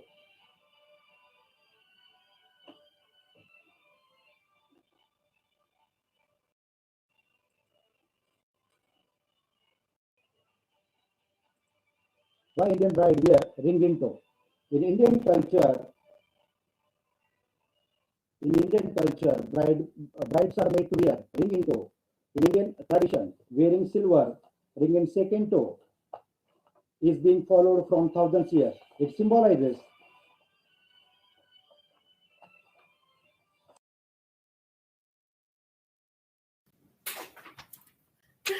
Namaste and good morning from South Africa. We were having our first spring rains. Thank you that I could be here with you this morning. I will be speaking this morning about Hindu's relationship with deities, the expression of the divine through conceptual metaphor, focusing on examples of conceptual metaphors for Lord Shiva. So in English, we describe God as ineffable.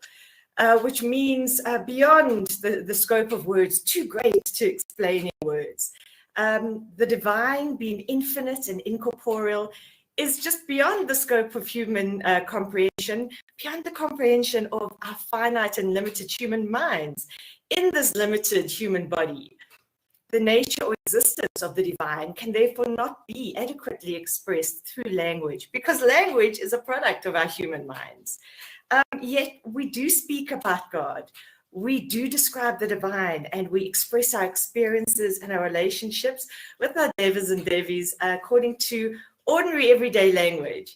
So the question arises, how is it possible that we are able to speak about the divine and about our experiences? Well, today I'll be exploring that question from the point of view of cognitive linguistics, which is a branch of linguistics that, broadly speaking, deals with the relationship between language and our minds. Cognitive linguistics holds that the mind and the body function in an integrated way. And so as humans, we experience the world through our senses, but our experiences in the material world shape the mental and the conceptual world that we use for language. Today's discussion is based on the cognitive linguistics theory of conceptual metaphor. This is a conceptual operation which allows us to conceptualize, so to think of one thing in terms of another thing. So typically what this means is thinking or expressing a thought, a feeling, something abstract in terms of something more concrete. For example, in English, it's common to conceptualize life in terms of a journey and ourselves as travelers on that journey. We see this expressed when we speak about things like, I've come so far in life, I feel stuck right now. I just don't know which way to go. So in this life is a journey conceptual metaphor, we can identify several correspondences between the act of going on a journey and the act of living life. A journey has a start and an end, and in life we have a physical birth and a physical death. On a journey we have a destination and we have a map to help us reach that destination. In life we have plans, and we have plans to help us reach our goals. If we're on a journey, the road might be in such poor condition that it's difficult to travel. In life, we might face struggles. So we see these parallels or correspondences that we draw between our understanding and our knowledge, or maybe our experience of what it is to go through a journey in the real world, and we transfer that onto our experience of life. So we can use concrete images and experiences to explain things that are more abstract.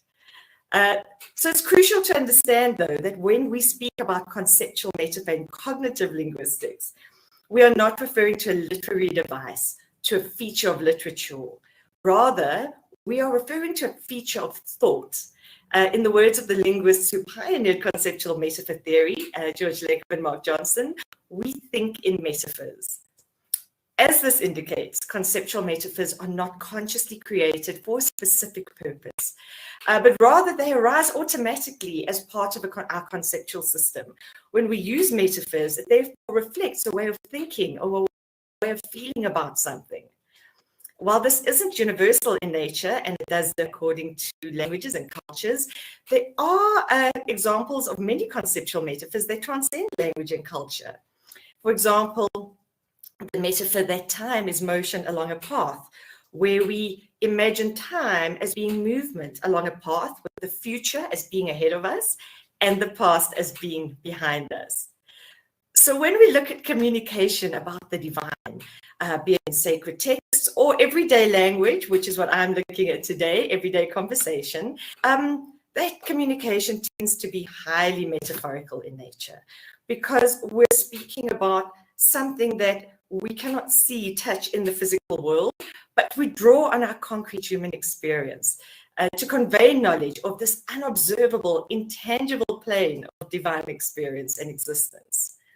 Conceptual metaphor, being an aspect of human thought and therefore human language, is bountiful in their conversation, and we can see examples of it on internet sites, on social media, in our online interaction. And here we find that if we look at posts and chats in everyday conversation, people use a plethora of conceptual metaphors when they speak about the divine. For the purposes of today's talk, I'm going to be looking specifically at conceptual metaphors, or at metaphors that speak about and conceptualize one of our devas in particular, and that is Lord Shiva.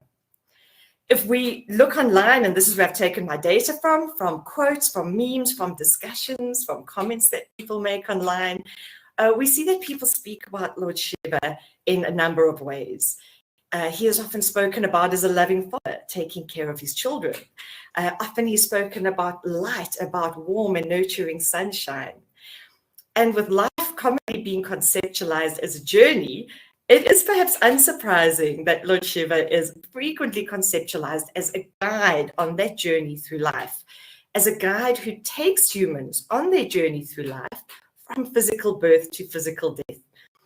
So we see examples of conversations or memes like, "Be beside me, Lord Shiva, and guide me on my path. I am lost on the boulevards of life. Bring me back to the right path, O Lord." Or we see these beautiful pictures of a human walking down a road or a path with their hands clasped in Lord Shiva's hands. So what is very important to note is that for cognitive linguists, these expressions are not simply a way of speaking about a deity, but actually of understanding a deity, of it's a reflection of the underlying thoughts, ideas, and experiences that we have. And so when we look at the conceptual metaphor, what we can do is look at what that real life experience would be, and this helps us understand what those deeper feelings and thoughts are. So if we look at what a guide is in the everyday world, a real life guide, if I was on a hike and I had a guide on that journey, what would that guide be to me? My guide would be someone who has the responsibility, who has willingly taken on the responsibility of taking me along this journey to my destination, of making sure I get there safely, that I have the best possible and the most enjoyable journey along the way. My guide has intimate knowledge of the path ahead of me and of the dangers and the obstacles I will face, so my guide can prepare me. In a real life situation, I don't need to be prepared for everything I will encounter on my path, because my guide is prepared on my behalf. I can just relax and enjoy the journey, trusting that this person will get me there safely, and trusting that my guide has made a commitment to walk with me the entire way and will not leave me stranded along the way. So if we look at this and we think of Lord Shiva as a guide, what does this reflect about the underlying thoughts, about the conceptualization of Lord Shiva through our everyday language? Well, it reflects something so rich. It reflects a conceptualization of Lord Shiva as having a personal and caring relationship with each person. It reflects a willingness on the part of Lord Shiva to guide devotees on their journey through life. And that even when we don't know what's planned for us, even though we don't know what, that that Lord Shiva will be there, that he knows what's coming.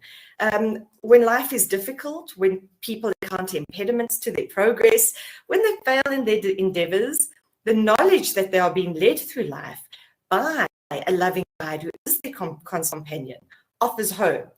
Life becomes less scary, the journey less lonely, with this belief that they're not alone on their journey, but undertaking this journey together with Mahadev, who is always at their side.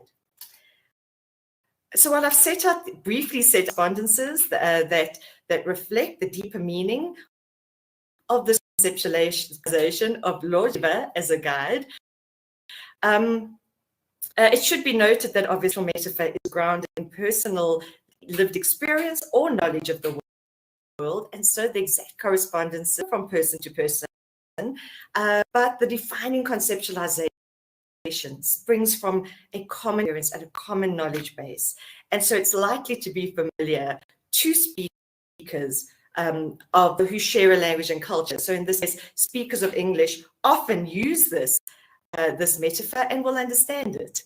I would like to introduce, by way of closing, a personal anecdote that shows how naturally this conceptualization of Lord Shiva as a guide arises. So this is from a poet. When I had only the merest trickle of knowledge of Sanatantham and of Lord Shiva, so this is not coming from a book, just coming from a deep and personal place and arising naturally. And this is what a few years ago. I don't need a path when you're holding my hand. When I walk in your footsteps, I don't watch my feet. Every step is perfect in triumph and defeat. So we see in that a natural extension of my human experience, of my knowledge, into this divine encounter, and a combination of the life as a journey and Lord Shiva as a guide, conceptual metaphor. So as this example illustrates, the theory of conceptual metaphor offers an answer of how we as humans are able to express our thoughts and our experiences of the divine using every language and drawing on our real world experiences. It highlights the way in which the material world and the fullness of human experience provides a rich and raw, the rich raw matter that we use to shape through language into the expression of our relationship with the divine and of our relationship between humans and deities. Thank you so much for the opportunity to speak here today. Namaste, everybody.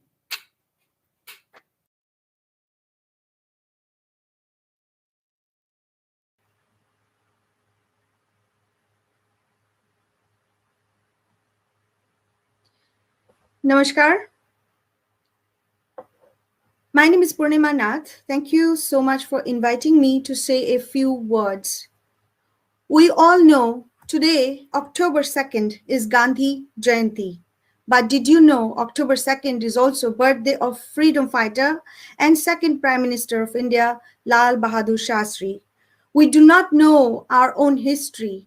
We are not taught about our own heritage, what to say about the foreigners. For the West, Hindus are oppressive, Hindus are superstitious, Hindus are regressive, Hindus are uncivilized, Hindu Brahmins are supremacists and fascists. Hindus are essentially extremists. Kali, Sati, caste, curry, cow are some of the ways Hindus are shamed in the West. First, they came with the narrative Hindutva is dangerous for Hindus, and somehow they are the savior of the Hindus. Sadly, though, and perhaps intentionally, they were unable to keep their enthusiasm, and by the end of their conference, they succeeded declaring Hindutva is Hinduism. They targeted 1.25 billion Hindus of this world in one shot. Dismantling global Hindutva, supported and organized by the Ivy Leagues of America, was blessing in disguise for the Hindus. They brought us here to Hindutva for global good. I agree with them. Hindutva is Hinduism. Hinduism, that is Hinduness, that is Hindutva. One in English, one in Sanskrit. Tattva, a Sanskrit word, means principles, reality, truth, thatness. Tattva is inseparable part of Hinduism, that is Hindutva. 5 basic tattvas are earth, water, fire, air, and ether. In English, ism is used to describe a distinct practice, philosophy, ideology, and movement. For instance, Hinduism, Sikhism, Buddhism, Jainism, communism, extremism, Islamism, Christianism, fundamentalism, and so on. Hinduphobia and atrocities against Hindus worldwide continue today subtly. But the attacker came in a different terminology this time, Hindutva. The term Hindutva is used to target and confuse people in a word war, to defame and shame Hindus, to eradicate Hinduism, and to finish the land of Hindus, that is Hindustan, once and for all. Remember the Aztecs or the ancient Greek religion? Do they exist anymore? How about the Persians? Why? Our ancestors were put through enormous terror, yet Hindutva survived, remarkably so. Hindutva is the only ancient religion that survived. Today, defending this religion and standing up against the constant insults and intimidations of Hindus and Hinduism has been labeled as extremism and political propaganda. Our ancestors died to save this sophisticated ancient system of spirituality, knowledge, principles, and wisdom through generations. But the West want to confuse the world with word entanglement and battles of terminology. They want us to reject our own heritage. When someone tries to confuse you with these two words, stand up and expose them. Land of the Hindus has been strategically broken into separate Islamic countries, and traces of Hindutva and Hindus are being wiped out systematically in front of our eyes for thousands of years. Do not be fooled by the labeling.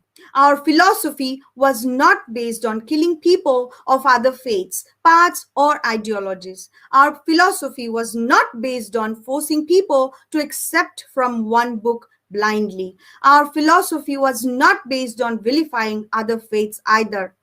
Our philosophy was based on self-inquiry, questions, debates, discourses, and discoveries. Oldest sacred scripture of the world, Rig Veda, was composed in 1500 BCE in Sanskrit in ancient India, that is Hind. Sanskrit is the mother of all languages.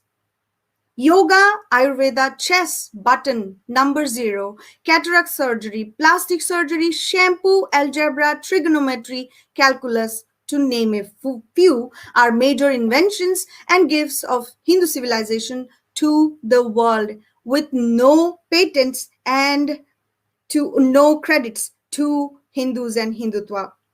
Hindu civilization, inventions, architectures, accomplishments are glorious and endless.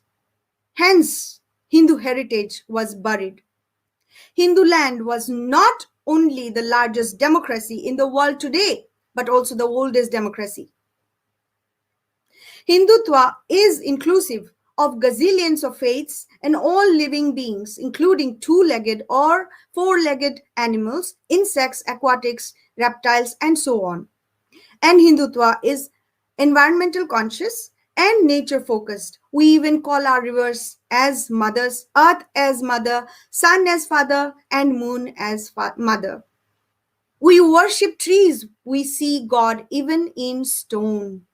Yes, Hindutva is the only path for human rights, women rights, animal rights, environmental rights, equality, responsibility, ethics, morale, and world peace. Leftists' favorite topics of activism. They might as well embrace Hinduism.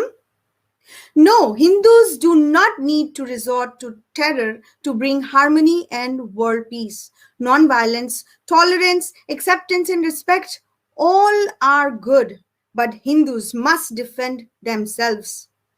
Hindutva is beyond one definition. Hindutva is combination of philosophy, religion, ideology, civilization, and spirituality. There is nothing like that survived in the world at this moment. Hindutva is the oldest living civilization of the world. Hence, do not allow the Abrahamics or the atheists to define what Hindutva is or who Hindus are. Significance of Hindutva in the New World Order has become even more crucial. I'm sure you have followed the recent Quad development.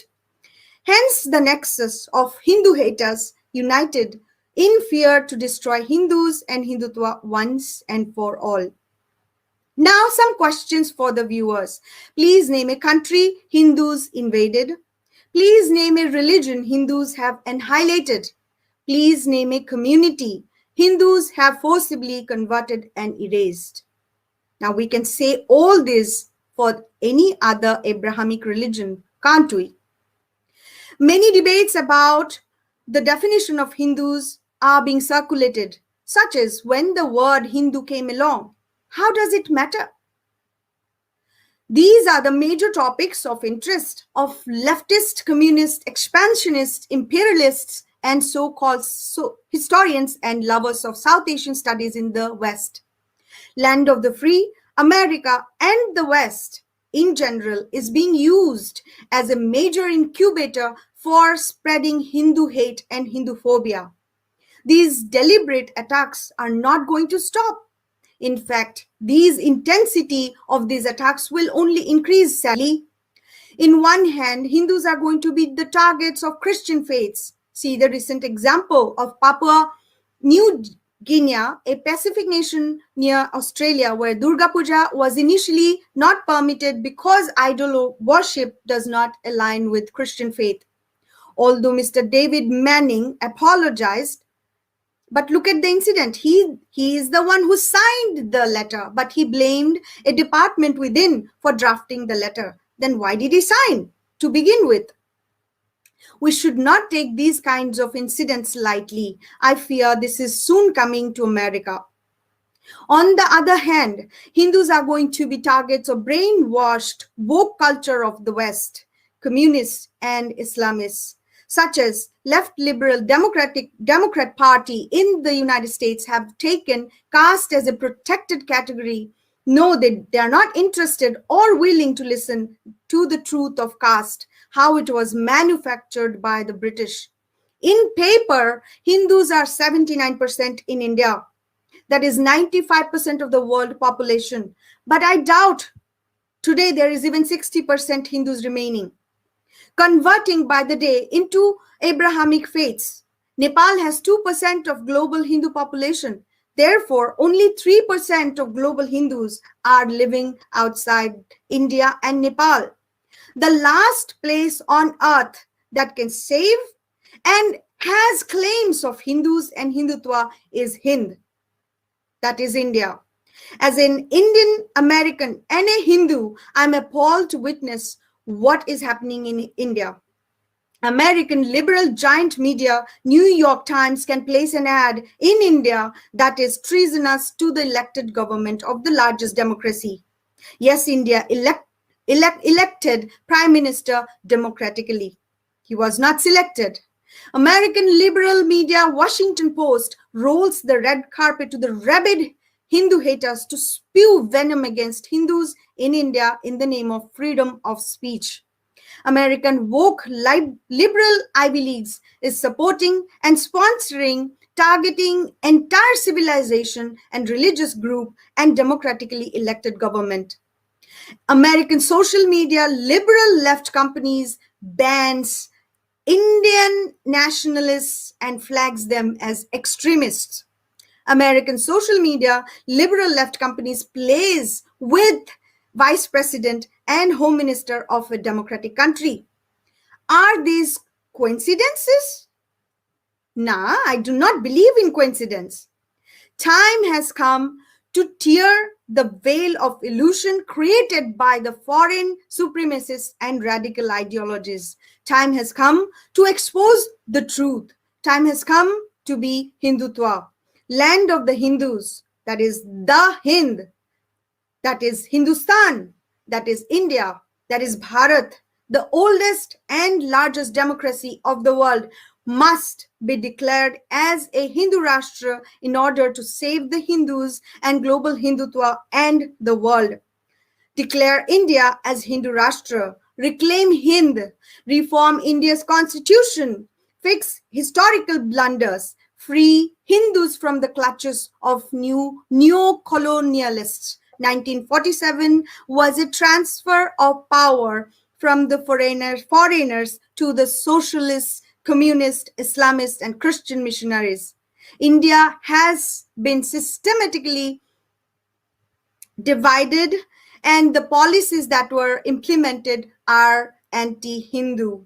Chanakya said a dry tree is responsible for burning the whole forest. I say, likewise, one bad leader can destroy the entire nation and the country. So save Hindus, save Hindutva, save Hindustan, save Hinduism, and save Hind. With that, I conclude my speech. Thank you.